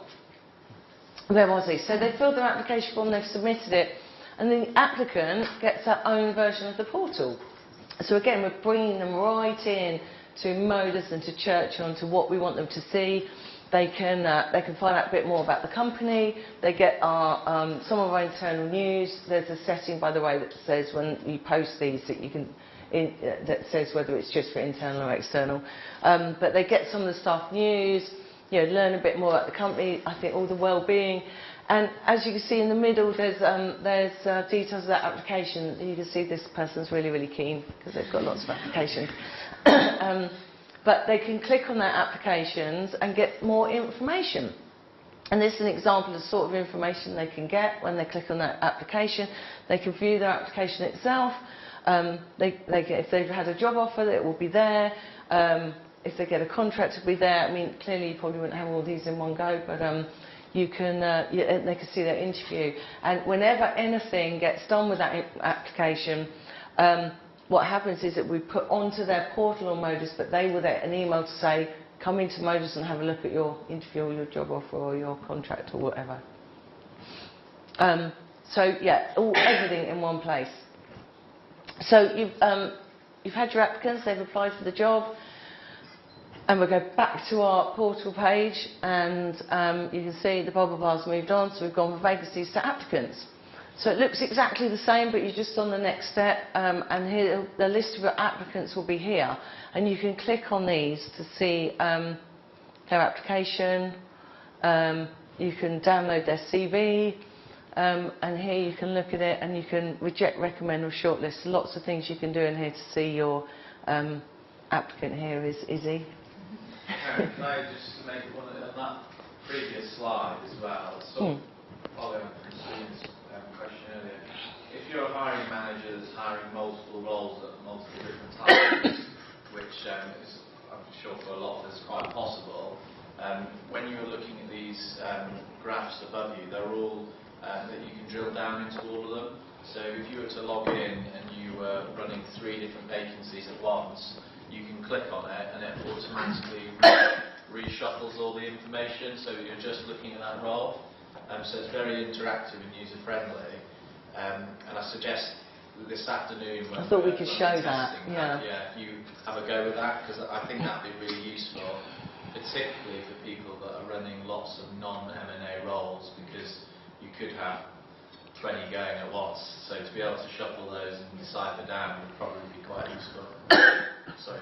Excuse me, I'm really sorry. Is there any communication options in the applicant portal? Explain, Ricky. So would they be able to ask a question and get a response from the person hiring? That isn't something we've looked at actually, but it's an interesting concept. Yeah, so asking questions about the role, that's really interesting actually, isn't it? Yeah, we'll have a think about that. Yeah, there's no reason why not. I think when the Modus system emails go out, it has whoever was allocated as the recruiter manager's details at the bottom, so they could contact them, but I think it would be good to open it up. I think it's a really good call, yeah, because the more you promote that communication, the better it is, and the more likely you're going to get good applicants, isn't it really? So. It's like a chatbot. Yeah. I like that. And like in the interview section as well, especially if, you know, you've got a problem with the interview or the numbers or the date change or anything like that? So on the applicant hub at the moment, once you go into the interviews, you do have the option to kind of say, oh, actually I can't come, and it will notify us in our modus, and we can reschedule it with them. But there is also a chat function within the system which we haven't switched on. I think you've got to be a bit careful, because while you would like some people to be able to communicate, there probably maybe more people you maybe wouldn't want to communicate. Not sure. Yeah, it's something you've got to consider quite carefully, haven't you? Because one of the feedback yesterday when I was in London was like, is it possible, I mean they were talking non-M&A, but someone, is it possible to block some applicants? Because you do get recurring problem people that just keep applying, don't you? So we've got to consider quite carefully what how we. Yeah. Yeah. Oh. Yeah, it's difficult. But yeah, all these things, it's interesting, you know, because they're real life problems, so we need to consider them all. Okay, so you've reviewed your applicants, and then you've decided to shortlist for interview. Yeah, you've rejected your applicants. Sorry, it's all right. just on the rejection, so when, say you choose to reject somebody, Yes. What then happens? An automatic email? There's a template. HR will control a template. Obviously, we can't let loose people writing their own things to reject people. A reason from the drop down which HR provided, and then the template's embedded in whatever answer they choose. So we can. You've probably got your own, haven't you? And yeah, you can just. Yeah, you can have your own. You can absolutely. The other thing that's in addition to that, and I'm sure it will come up later on, but you don't, when you reject someone, clearly it's not very nice thing to do.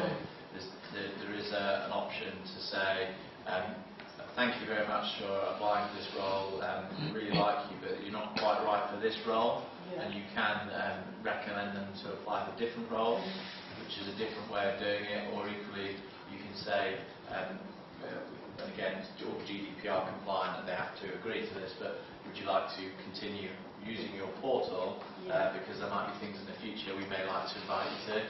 So it really keeps that. Quite a good way of doing the right thing, because a lot of people apply for jobs and they don't hear anything back at all. Absolutely. Yeah, so and we don't want to be.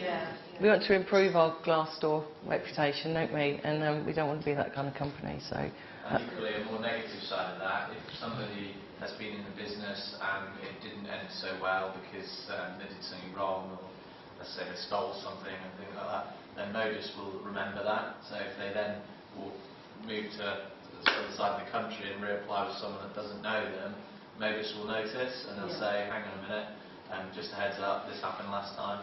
Because we get that now, apparently, real life problems, don't we, where we might dismiss somebody or they did something and then they'll just go to the next region and reapply and get employed before we know it. So we will remember, so it's instant benefits of having all of this transparent, digitised information, that we start to get things like that straight away. So will leavers be processed?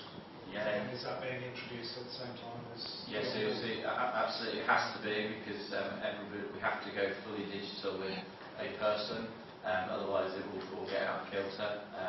And you'll see later on, for example, you can have a good leaver and a bad leaver, and if there's a bad leaver, you as the manager can sort of give some feedback as to why. Clearly that doesn't then go off as a letter to anyone, it just sits there for us as teammates in the future if that's relevant. Clearly here it's not about sort of saying someone can never work again, because people change and circumstances change, but it's just a heads up for the future. So yeah, it's just knowledge, isn't it? So get your interview page. So obviously you recommend people interview, and then you get your applicants coming up on your shortlist for interview.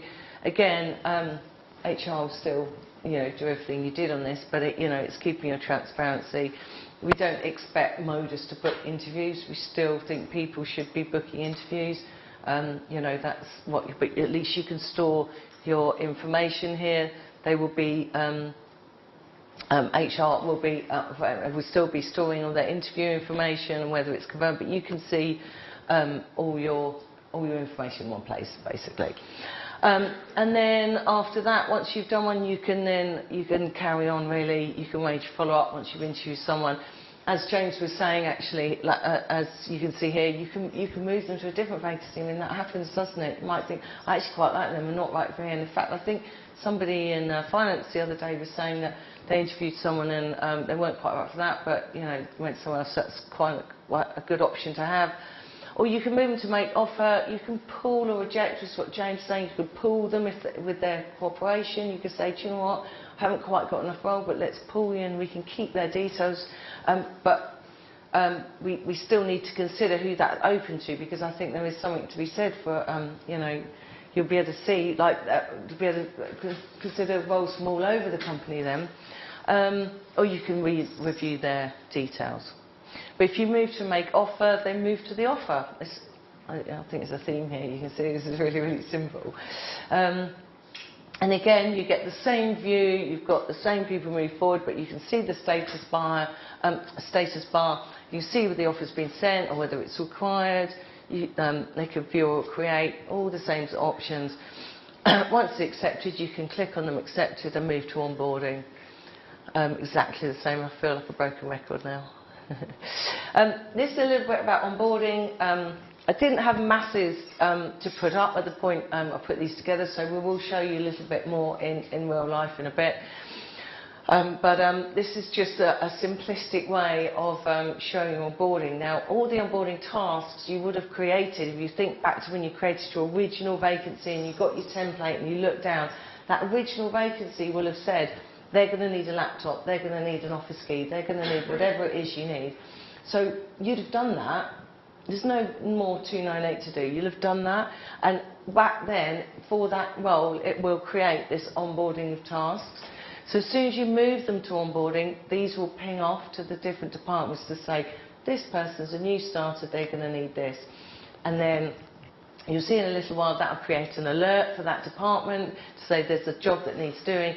IT will order the laptop, or facilities might have to order them a chair, or you might have a key. And as soon as they've completed their task, it comes back to here to your central point to say that's complete. Now, that is quite simplistic at the moment, I think. I think there's an awful lot of scope to do much, much more with this part. But for launch, this is our... this at least is, you can, it's still a massive improvement on what we do today, rather than, I don't know if you remember from the little animation, phoning up all the departments going, where's my stuff? And then they'll go, I didn't get the 298, or whatever it was, I mean, it happens all the time, doesn't it? Or, see, let's face it, it's easy to forget to send the 298, and you've got, my new start's here on Monday. So, at least here, you know what you've ordered, and at the very worst, you can go, that's 0%, that hasn't been done. You can chase it, so at least you've only got one place to go to. So simplistic, like I say, I think lots of scope to make this better, but be good. Can I also add to this? Because on the theme of this is our system, as and when, if we've got something specific we do for our job roles, or something that, I'm thinking of a security example, that if on site there's specific security instruction assignments, things like that we have to go through, then all of these things we can develop, and it's not really development actually, it's just setting up, and we can include all these different things, whether it's something specific to the transport sector or for the radish team. We can continue to develop these, and you can link them to the job templates in the first place. So if you end up creating a very specific job for a specific client on a specific site, you can then configure all that so that in the future, when you go and recruit that role or another one of them or whatever, it continues to remember all these things, so it gets more and more useful for everybody. Right, just before I move on to a little bit on employee now, there isn't loads more of this, but before we go on to employee, I'm just going to give everyone a chance to have a quick comfort break if you like. Otherwise we're going to be quite a long food to lunch, but can we just do 10 minutes, guys? You can fill up your cups, pop to the loo, or grab another muffin. You guys online, we just give it 10 minutes.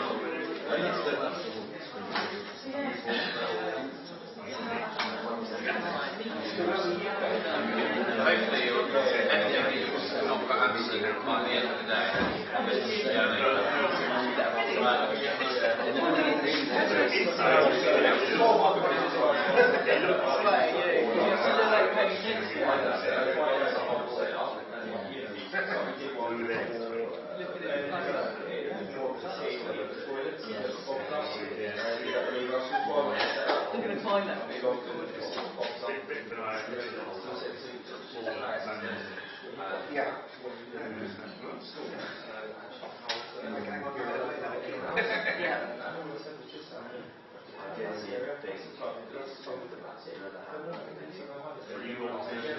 Yeah. Yeah, so that's really nice at the top. Normally there was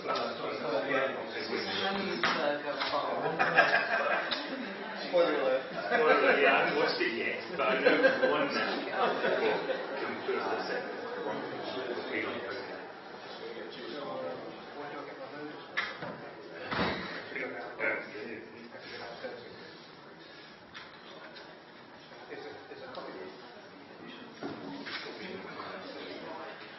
All ages.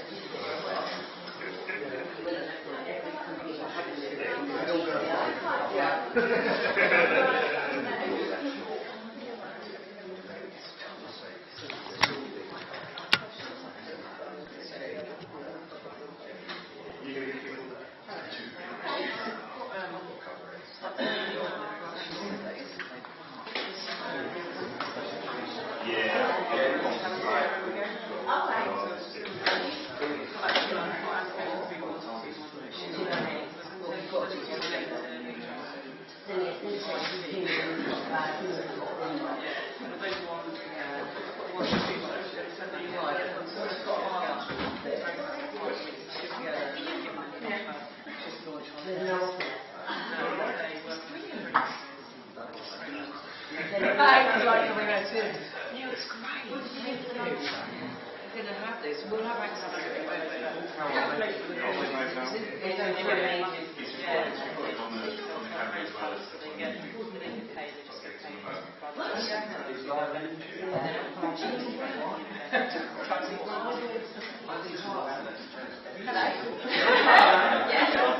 What am I being told?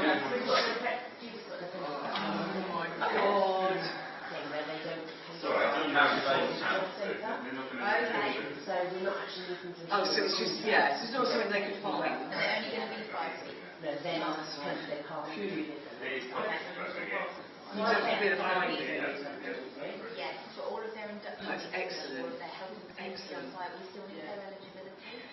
No, that sounds great, but we need to know that they're eligible for check, like a subcontractor, so the check. But you said that in the division as well. So I put Between the going on. Oh, I see. Go together. And it saves you if you do recruit them as a tag or something. Yeah, I know they're not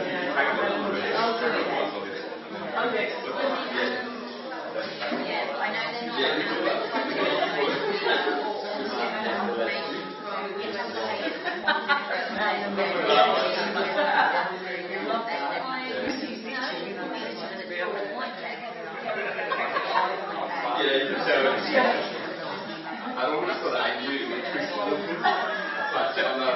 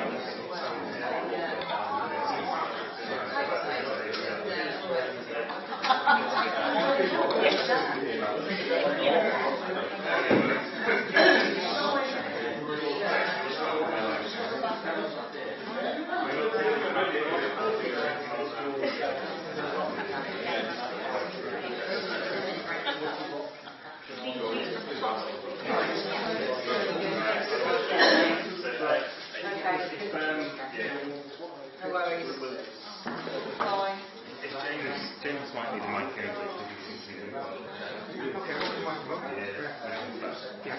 right, I'll put a call now. Okay.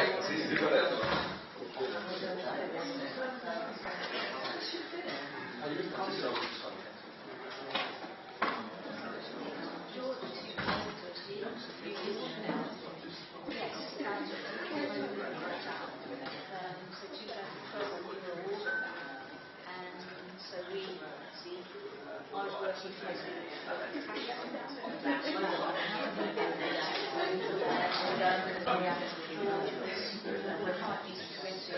nearly all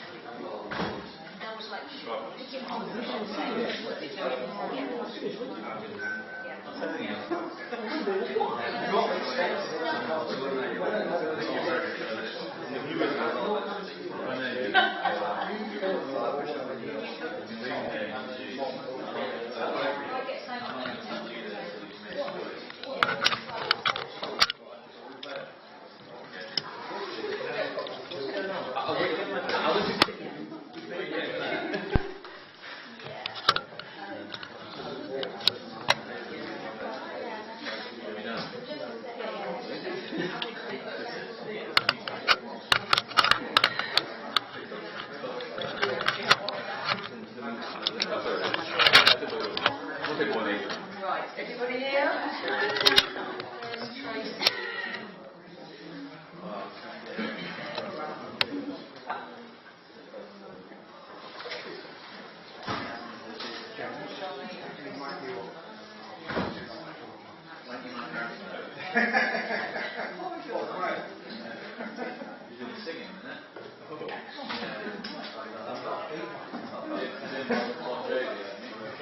Thank you.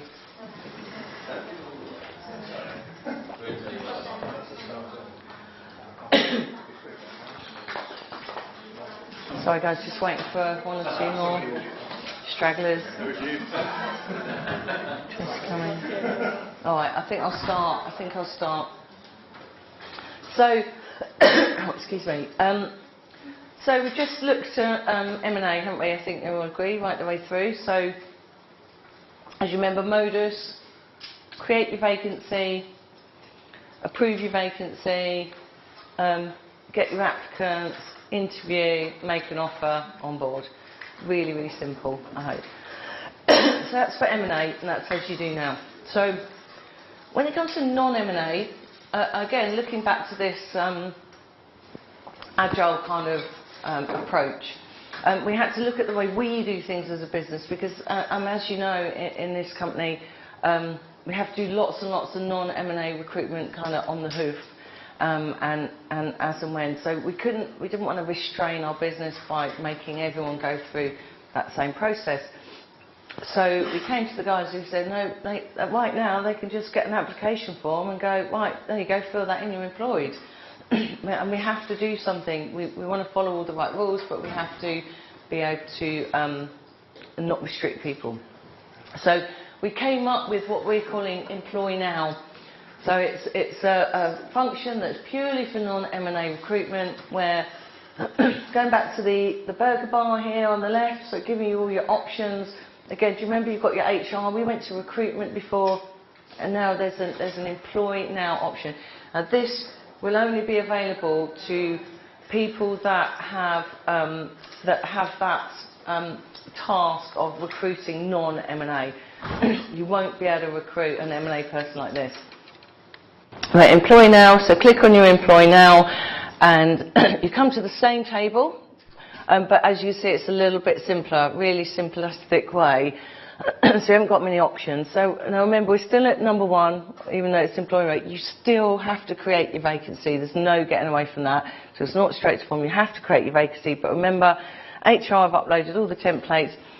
And the templates for non-M&A, to be fair, are much fewer and quite simple. So it shouldn't be a problem.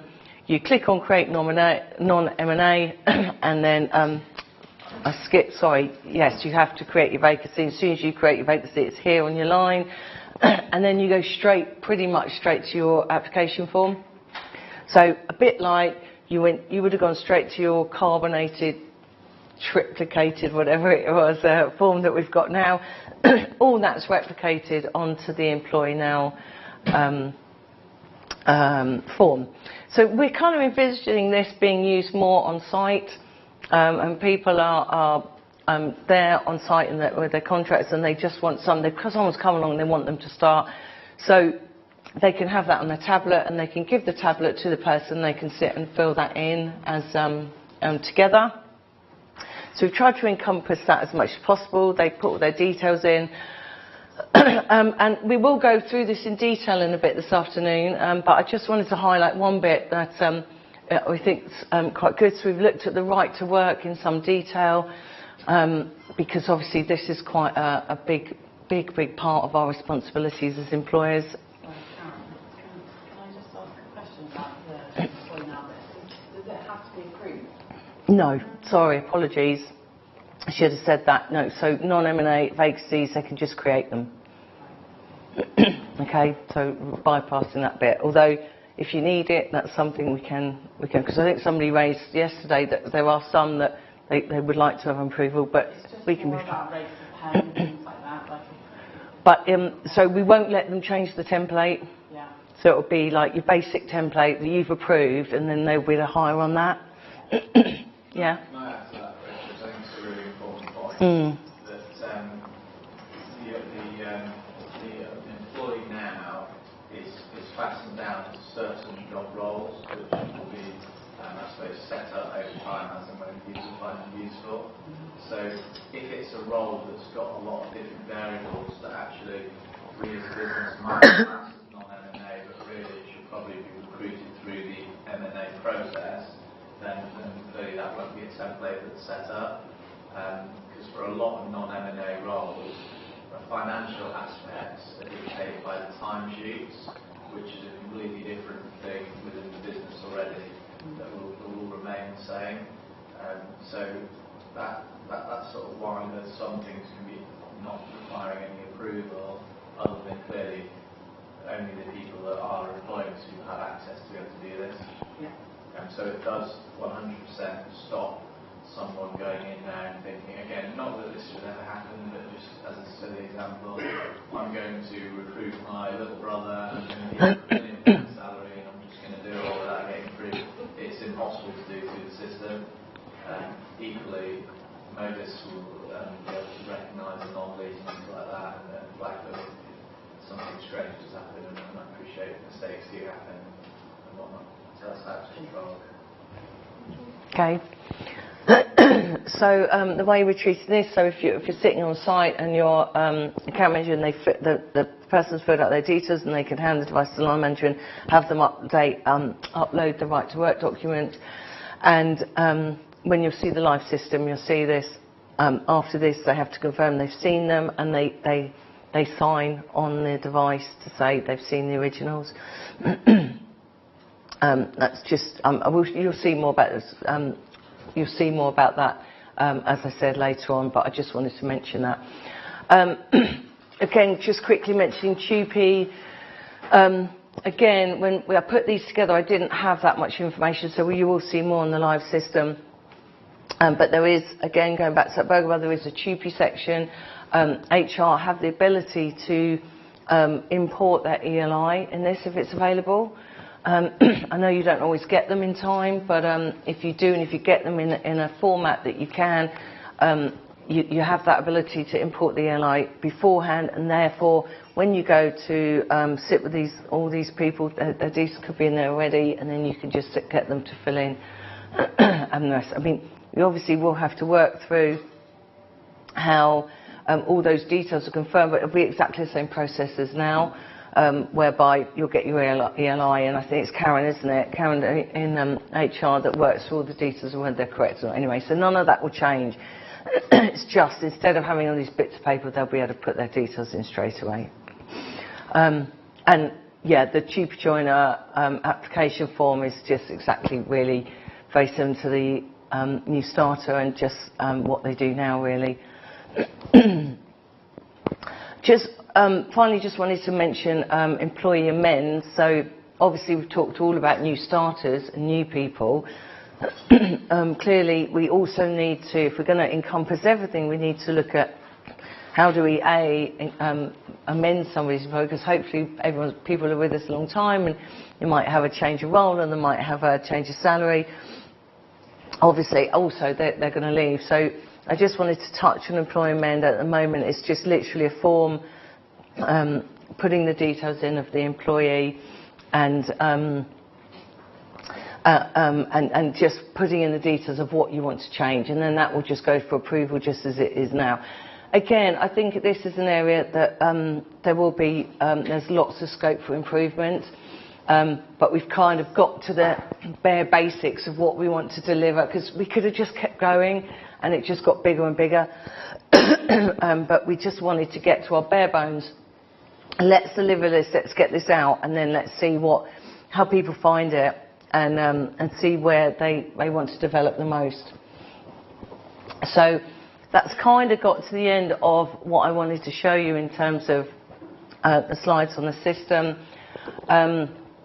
We don't want to go into the interactive session, but I thought it might be nice now to just set up quickly and have a little look at the live system, just so we can show you what it looks like. You've seen these static screenshots, but if we could just show you what it looks like, just bear with me a minute, and then we'll do some proper, and then we'll plan out some proper interactive stuff. So just bear with me a minute. Oh God. Whilst Karen's doing that, has anyone got any questions so far about what we've seen, or any things?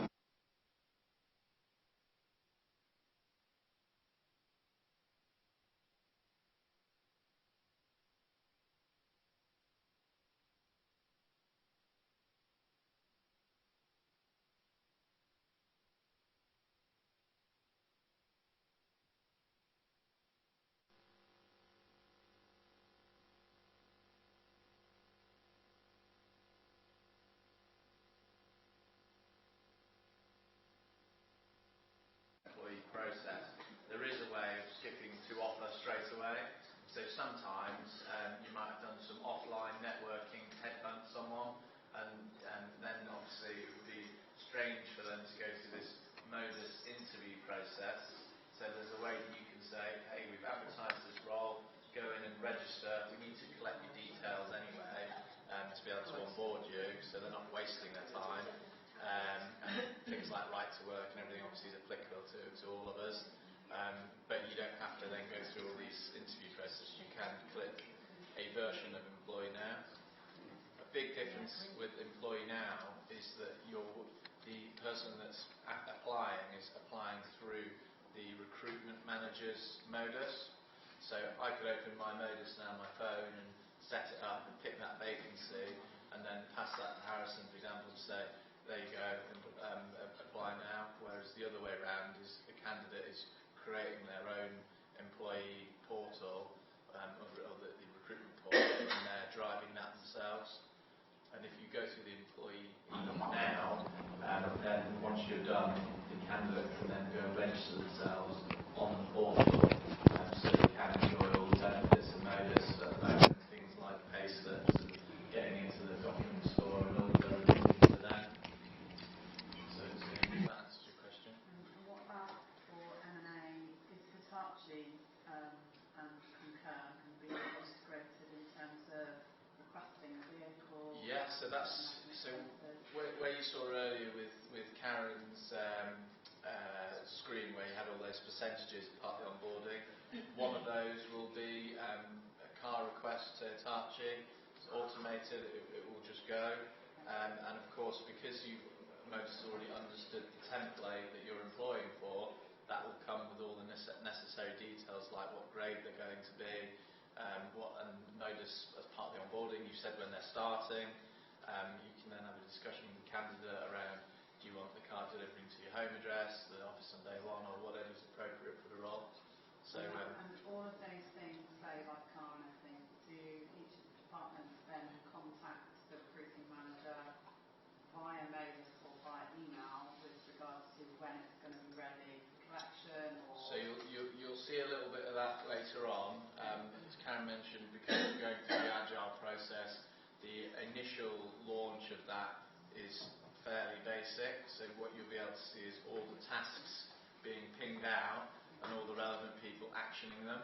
We want to continue to develop that, so you can have that sort of, I think Ricky's suggestion of this chatbot throughout would be useful, but also so you can go back to a candidate to say, you've asked for this, or you're getting this part of your job role, we haven't quite got that one, do you want this one, or do you want that one, or maybe there's a choice, and we can continue to develop that with all of our feedback and from the business.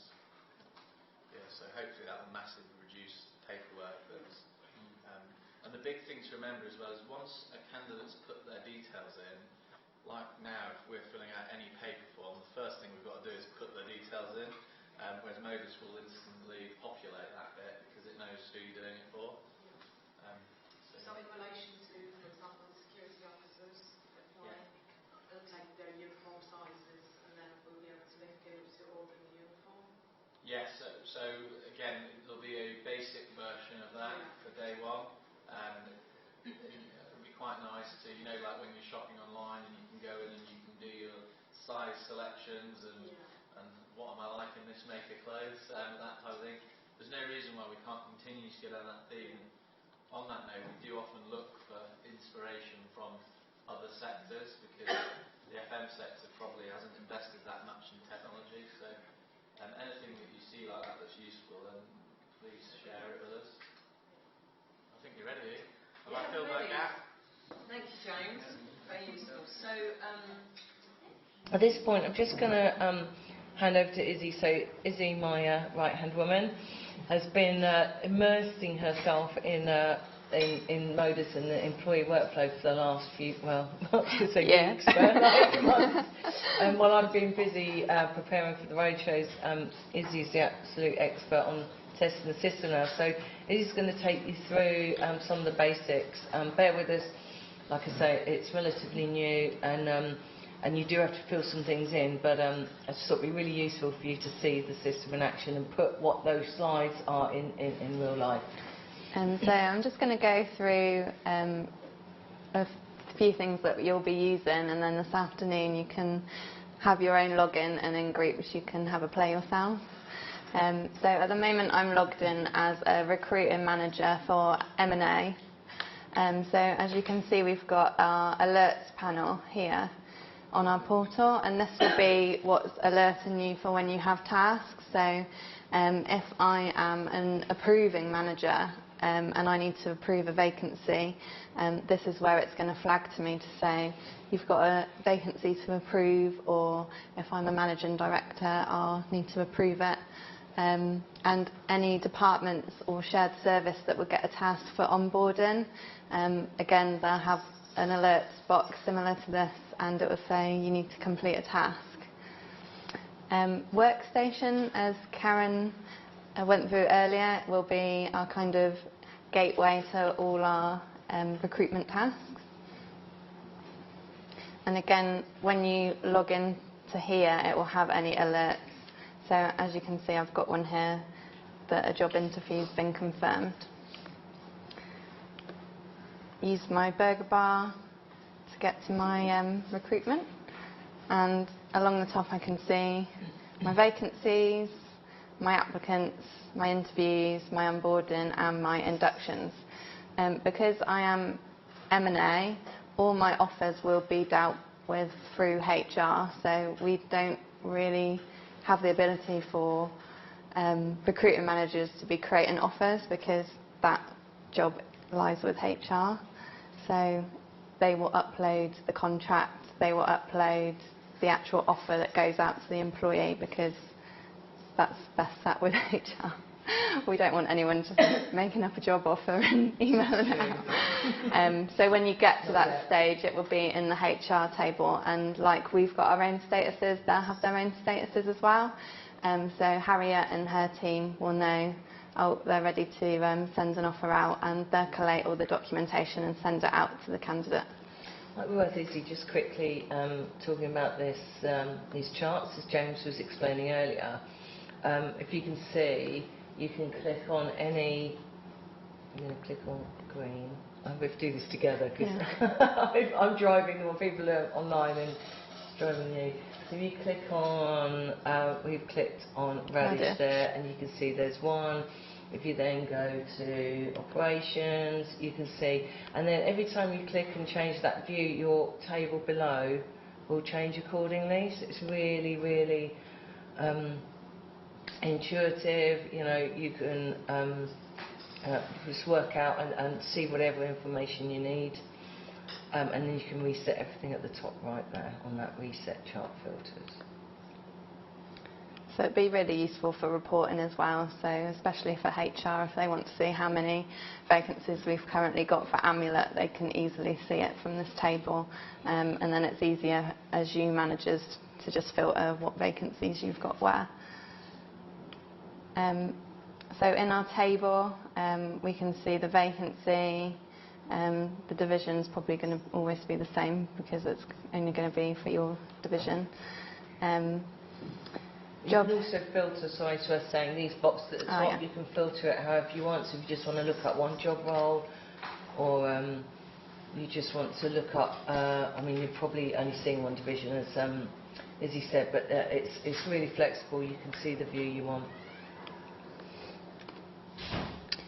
We can see it in job start date order, and again, you can just click on the headings, like in most tables, and it will just filter it into date order or alphabetical order, or however you want to customise it.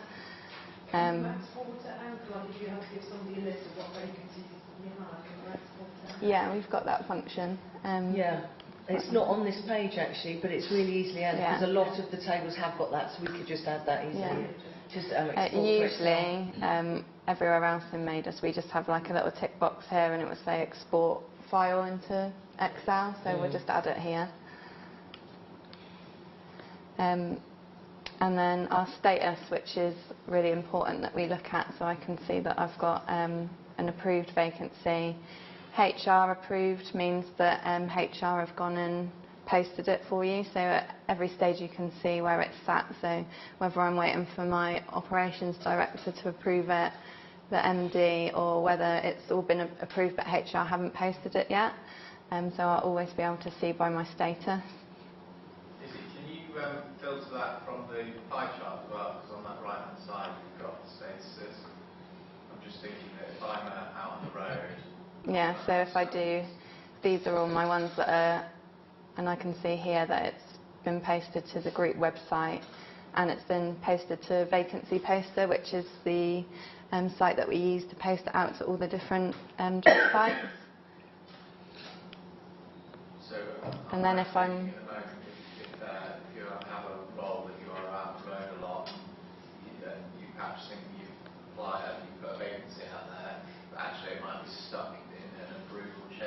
somewhere, you'll be able to very easily see where everything is from your iPad or your phone.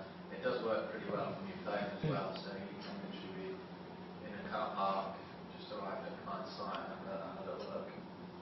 Do we have another mic? Because the people online are having trouble hearing James. I've got one there. No? Is it not working? No. I'll turn you up. I told them to turn it down. Not lucky then, to be fair.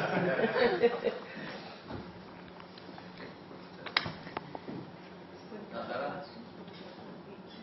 Yes. Try again, James. Hello.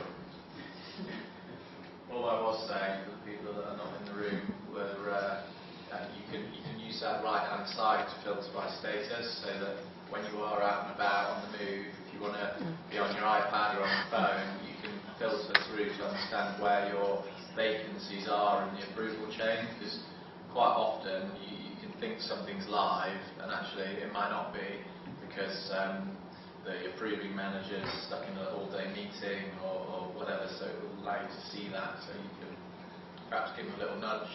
But equally, it is much easier for approving managers to approve things now, because they can do that from their Modus portal themselves. They don't have to get back and sign bits of paper or make some phone calls to understand what it all is, because it is all in there, so it is easier for them as well. So hopefully it makes the whole approval process much easier for everybody. Yeah, it's just, again, it's coming back to this whole transparency thing and making your lives easier, just being able to access anything from anywhere and seeing exactly where you are without having to make 4 phone calls and check your emails and search. And I don't know about anybody else, but I'm just finding email overwhelming these days. And searching for email, I mean, Microsoft is not that great, is it, for searching email? I don't know about everyone else, but I really struggle. So I just think having a different tool where everything's in one place, just think, yes, it will take a little while to get used to, like anything, but I think once we do, I think we'll be kind of wondering how we did without it. So I think it's quite exciting. We've also got the facility, as Karen mentioned earlier, to add help icons. We're going to have, so this green bar here, we're going to have exactly the same on the other side, but it pops out, so you'll have a little button that says help and it will pop out here, and all the training videos will be there. So if you can't remember how to review your applicant or you can't remember how to book an interview, it will have the link right there, so the animation will show up, and we can show you one later on what that online videos would look like. We've also got these help icons on the button, so if you're not sure which button does what, it can assist you. And in the form, well, they've not been added to this one, but we'll have little icon. Oh, okay. We can have them here so you can see exactly what every field does. So, for instance, this field would be used for Harriet to support you when finding you a candidate, because maybe you've had some challenges with this role before. So we can add these to every field and every button if we want to. So as we kind of launch, we'll know what people are struggling with, and hopefully we'll equip them at the start with enough help. But if anything needs to be added, it's really easily done. Can be any excuse for not knowing how to do something. On that note as well, because it's probably worth everyone knowing as champions, again, because it's our system, we can configure things. So if you start to get a theme that people using the system consistently put the wrong thing in a box, and the example I always use is, for those of you who were around a few years ago, we went on this thing to collect next of kin details so that we can get in contact with people. And there were a lot of people that wrote in the contact details, my mum, or my dad, or my brother, and clearly that's not particularly useful. So if we start to get feedback like that, we can program the system to, if someone writes in my mum or mother, or it will go, oh, I think you put the wrong thing in, and it can flag up and say, please put in their name, so if we need to get hold of them, and we can. So anything like that, and do shout, because we will probably all have common themes that just catch us out, and it will make the system get better and better and smarter and smarter for us. Just hope your surname's not Mum. Yeah, it's not like you, yeah. Well, we have. I've put a drop down in so they can select which member of the family or friend their next of kin is these days. So I'm just going to go to create a vacancy on what we would do. So from job title, these are the job templates which Harriet and her team have been populating. So the list is incomplete so far, but you see there's a lot. There are a lot of job roles for them to put in. So we've got quite a lot here that we can start with. So if I want to recruit an account manager, I'd select account manager. Once we have our hierarchy, and it will be, you'll only be able to see kind of your division. So if I was, unless I'm HR, if I was in Amulet, I wouldn't be able to recruit someone in environmental, for instance. But because we haven't got that in here at the moment, and this is a super user, I can see them all here. So I select operations.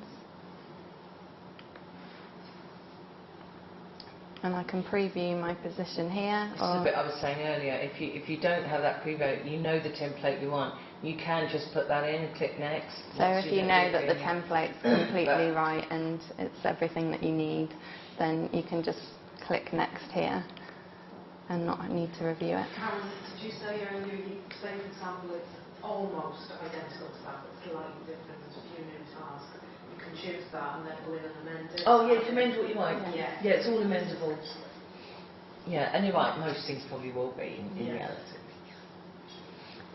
So here I can amend, obviously M&A roles will always be predominantly on the same payroll, whether it's DBS or a vetting. We've added in SIA as well with a drop down of which type of SIA, but we can't view it on this login. And then here, this is the standard template in HR that HR have, but I can amend this to suit the role.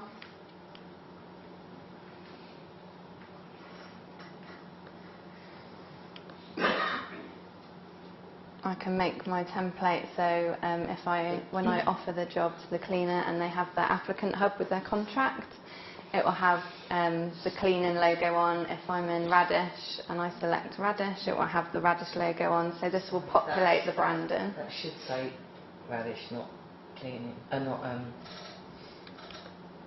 can't see. In fact, I can't see Radish. Yeah, it's not on there yet. Oh, sorry. So thanks for pointing it out. So my critical requirements, if I click on this help icon here, I can see that these are the questions that will be highlighted to the applicant when applying online. So as Karen showed earlier, those questions she did on the pre-screening, this will be here. Oh, I've just jumped up. Oh, so that's really annoying.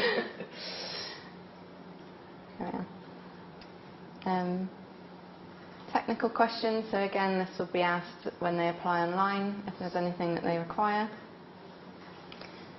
Training requirements, so this will become part of the onboarding process. So at the moment I've put in the competency tests, so like the health and safety induction, you'd need to tick here if you want them to complete that.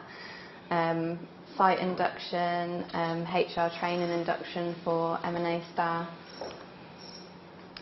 Any skills that they require that will show up on the website, or any qualifications.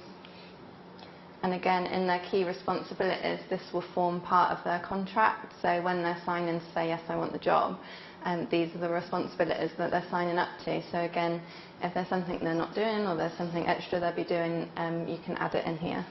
But again, don't be intimidated by this, because this is all HR uploaded, it's all approved, so you know that it's all such standard stuff, isn't it? So you probably wouldn't want to change any of that, would you? Can I just say on that though, there's, on the key skills and there's desirable skills. Desirable and key is obviously, if it's a key skill, it's something they have to have. So if you're putting it as a must-have key skill, then we're going to take that as they have to have it or they're going to be kicked out kind of thing. So if it's only that you want them to maybe have it, it needs to go desirable. So we could put that as a little we could tip put on that the as like side, a can't we? As that little yeah. information, remember these, they have to have this. We just want to make it as easy as possible. Thanks, Harry. DSE, so if they are working from a screen, they should always have this. Ricky, is that right?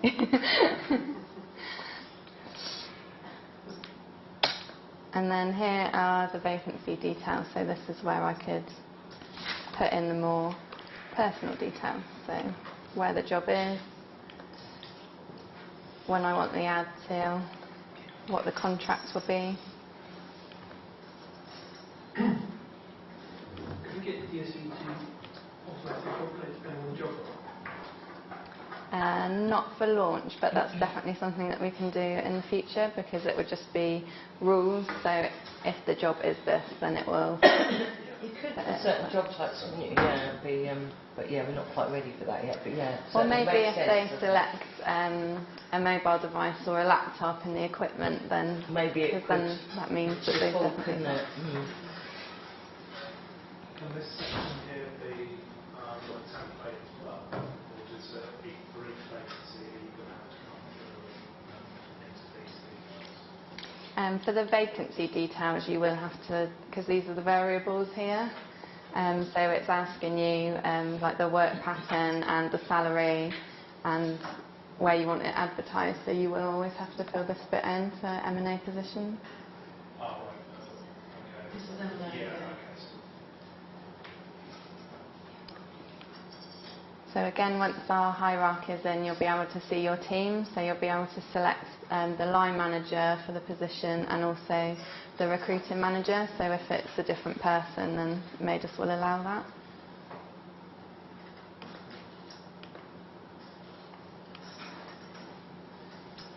Some of these questions here you'll be familiar with from when you speak to Harriet. So Harriet has questions she asks with every M&A role, and you can fill these in here just to help her out a little bit. So if the challenge is that the role's in the middle of nowhere, you might want to put that so it gives her a heads up.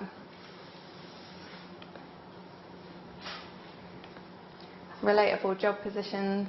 Again, if you're recruiting for an account manager, Harriet might look for a regional manager or a contract manager, basically similar jobs but with different titles, so that you can add those in there to help her. Useful.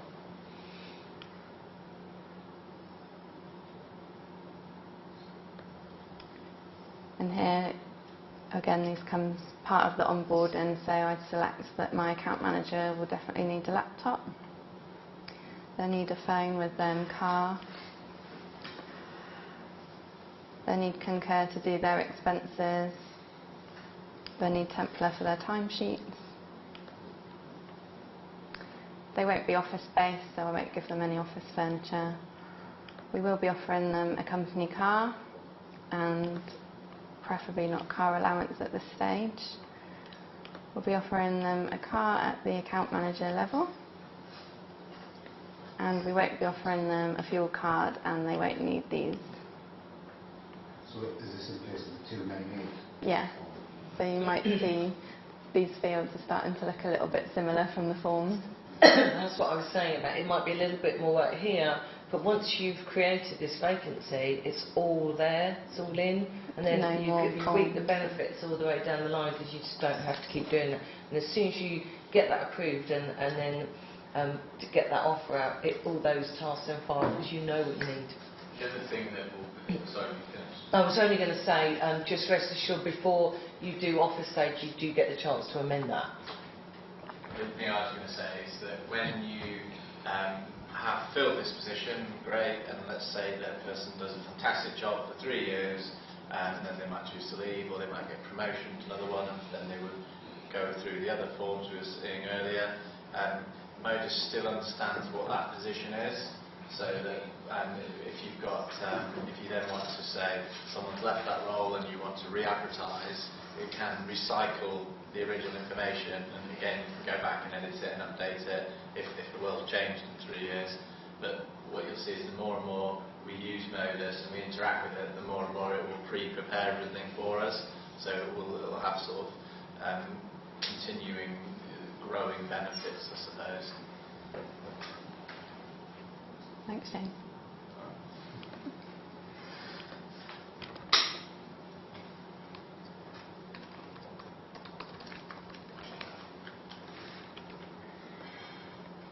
So again, this information will be used, it will pre-populate when you go into that interview stage. Again, you can change it at the time, but it will know that you preferably want to do it at the office. And again, you can put your availability so that when Harriet's speaking to any candidates, you can see on Modus that maybe, oh, this manager's always free after 3 o'clock on a Friday to do interviews.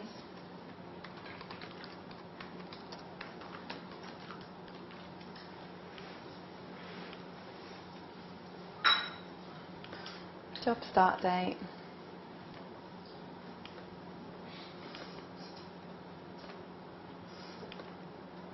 Are you going to set any of these fields that you have to fill it out before you submit? Yeah, so because we've done so much testing, mandatory fields cause a really issue when you're testing, because it means you have to fill out every box. So we've not really had any mandatory fields, and just before we launch, we'll be putting all the mandatory fields in. I mean, it's something we really need to think about, actually, because it's a real balance. I was talking about this yesterday, that you want enough so you get enough information, but you don't want to put too many mandatory fields in that it's just a real pain. So, you know, it's about getting it right. So any feedback on that would be good, and possibly on launch we'll probably get it wrong. So, you know, we just need to kind of get people using it and then see how it feels, and we can change it. But the good thing about anything on these forms and that kind of field, we can change that. We can do that internally, so it's really, really quick and flexible. Well, Izzy can. So there's some things on the... So if you think like this is a digital version of our paper form, you know, it would get sent back to you if you didn't fill out certain fields. So those fields we definitely make mandatory. But we've also spoken to the departments, and you know, I think I spoke to Danielle the other day on the 2P form and went, does anyone actually fill this in? Because I wouldn't know this information. And she said, oh no, no one ever fills it in, we get that from another place. And I was like, oh, we'll take it off then and make the form shorter. Yeah. So we want to make the forms, you know, fit for purpose, and we don't want any extra unuseful information, so we'll take it off. So it's one of those things that as we go, we'll just discover more and more, and we can just make them better and smarter. Again, that's going back to just really getting the mindset, this is your system, you know, and you know, it's not about us telling you what you can and can't do. Like, we can't do everything every single person wants, but if enough people go, no, that's what's going to work, we'll just make it happen. It's not our decision. So I've now submitted my vacancy.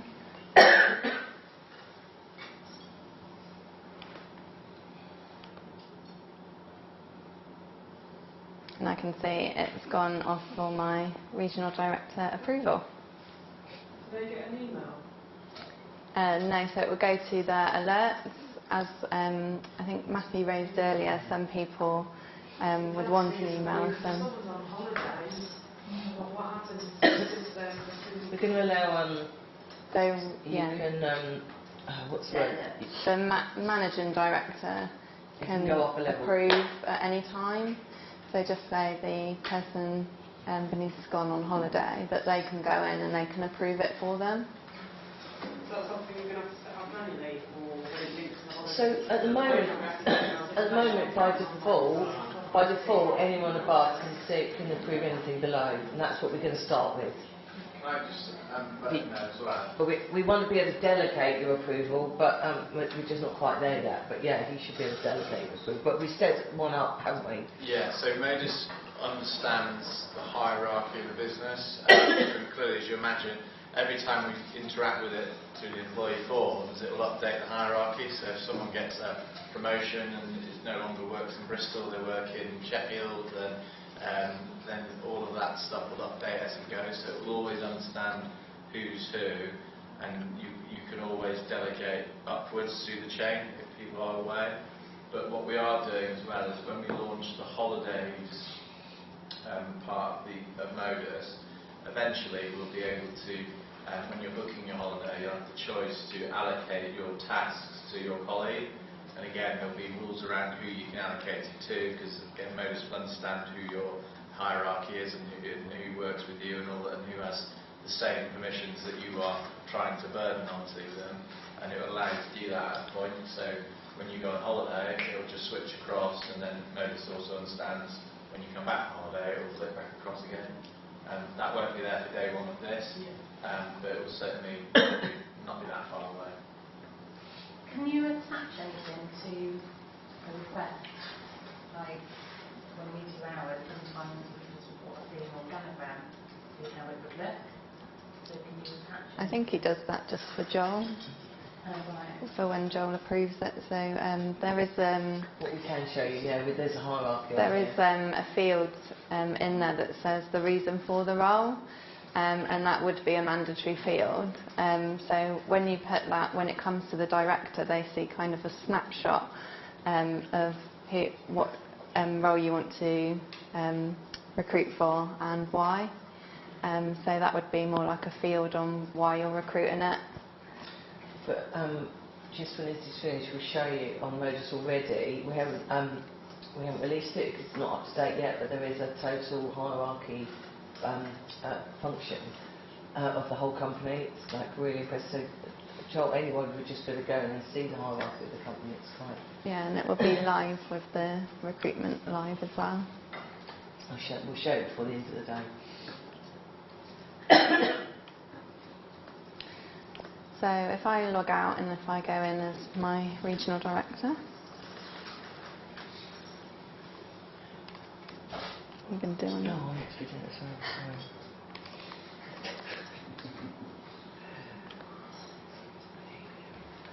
AMRD1.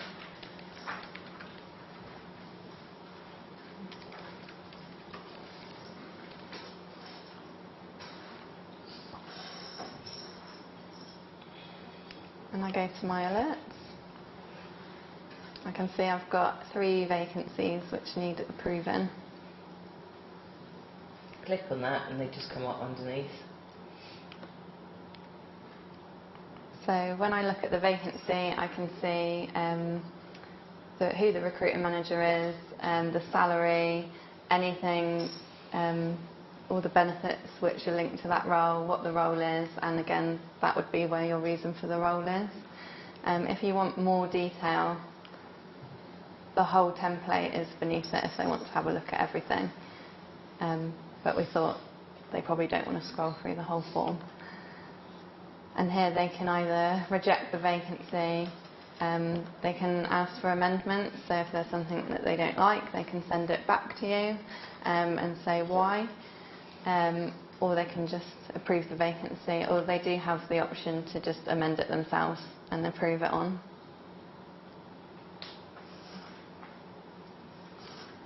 Should we approve? Not yet.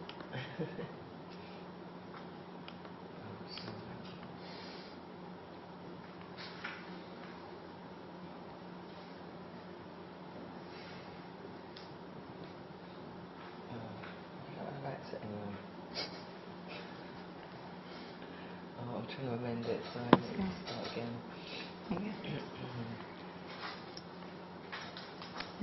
Do you want me to show you the tree before lunch, or? Yeah, let's. Why don't we? Stop there. Let's have a look at. It gives you a good idea, anyway. Does that bring to life what I showed on screen? Make it look a little bit more. Is there anything on there that concerns people, or do you think it looks easy? Does it look alright? Does it look daunting? Yeah? This might be jumping a bit because I know you haven't mentioned it yet. You know what we were saying about on the org chart, if there's a lever and then it creates a vacancy from that. Will that then automatically be populated with what the role was from the previous person? Not yet, but we're working on it. So I think at the moment, you know, in your view where you've got your employee files, I think we've just created like a lever button, and when you press the lever button it goes into the lever fields, but it will say, do you want to replace this role like for like, or would you like to replace it with something different? We wouldn't then get that person's job description and everything already filled in. Yeah, because if you've asked for it like to like, it will just remember. Yeah, and also, if you think about it, as soon as you make them leave, they'll come off that hierarchy, and as soon as the new position goes on, you'll know where they are in the hierarchy, because it tells you the line manager sort of fit them on this tree.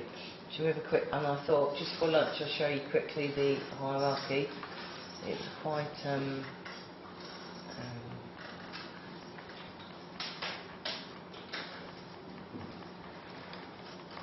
a little bit sensitive without a mouse, but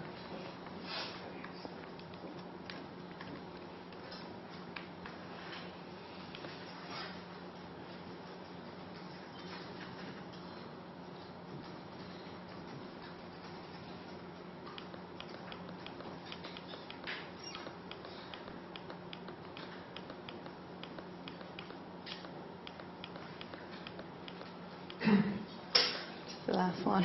it's the last one, yeah.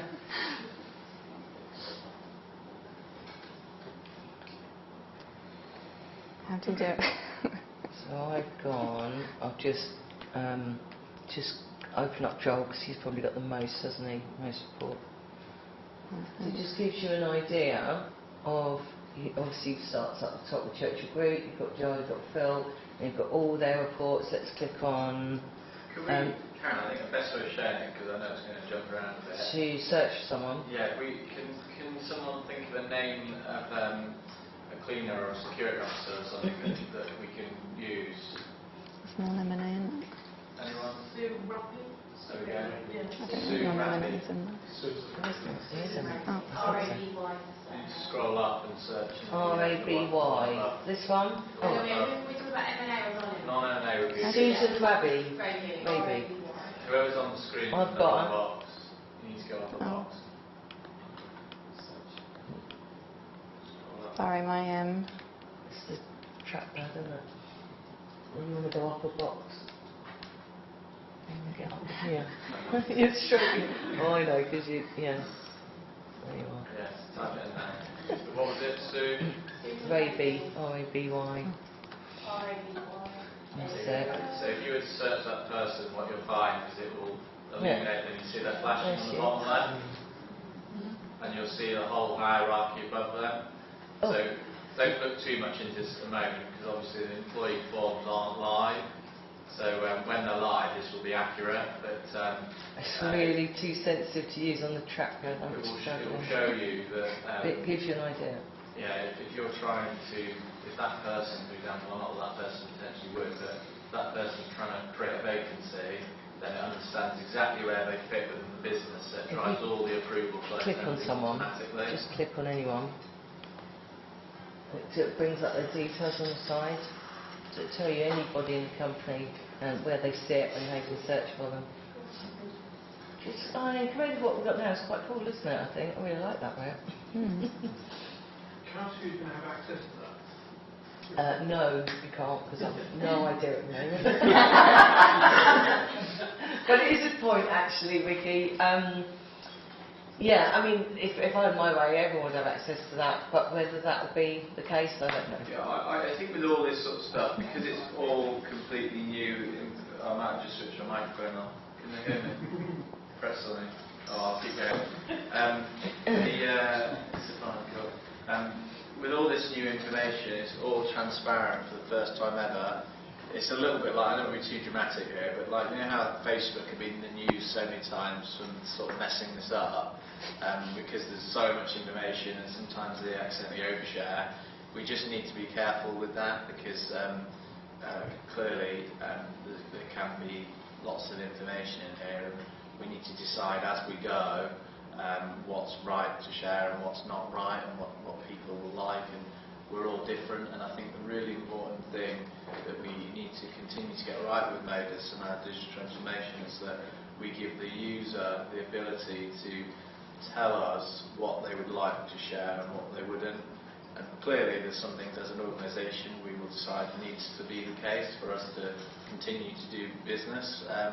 but equally we want to try and give as much choice to everyone in this room and all of our colleagues out in the business so that they're comfortable with it, because data and personal information and all those sort of things has got to be opt-in as we move forward, and I think as the world will start to have more and more laws about it as we get more and more sophisticated.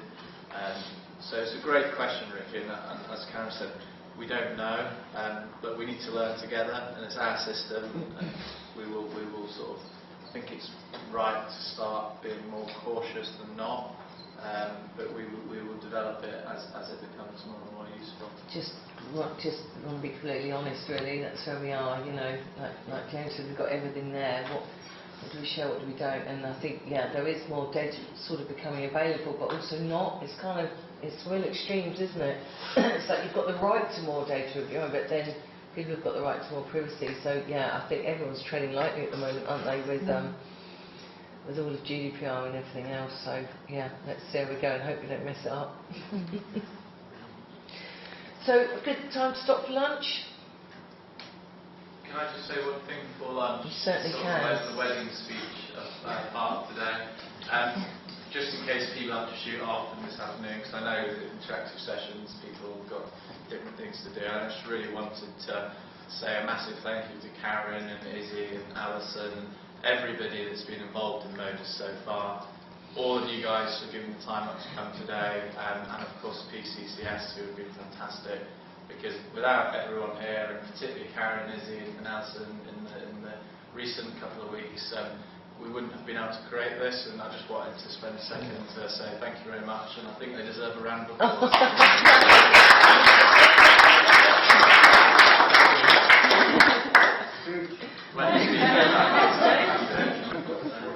Appreciate it.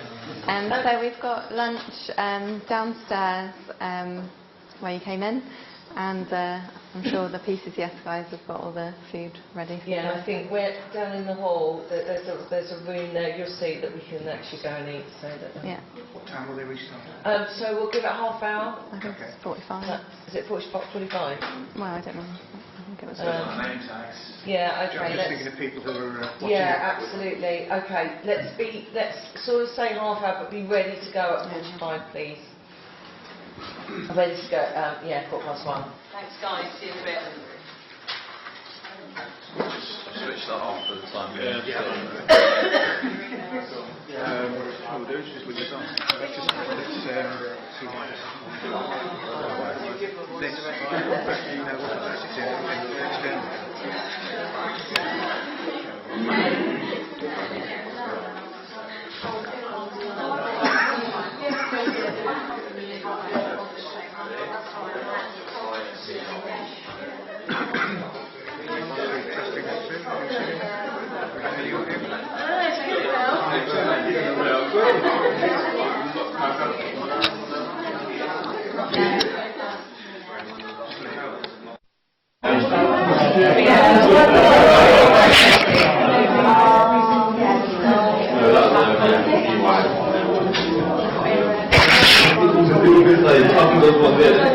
Yeah.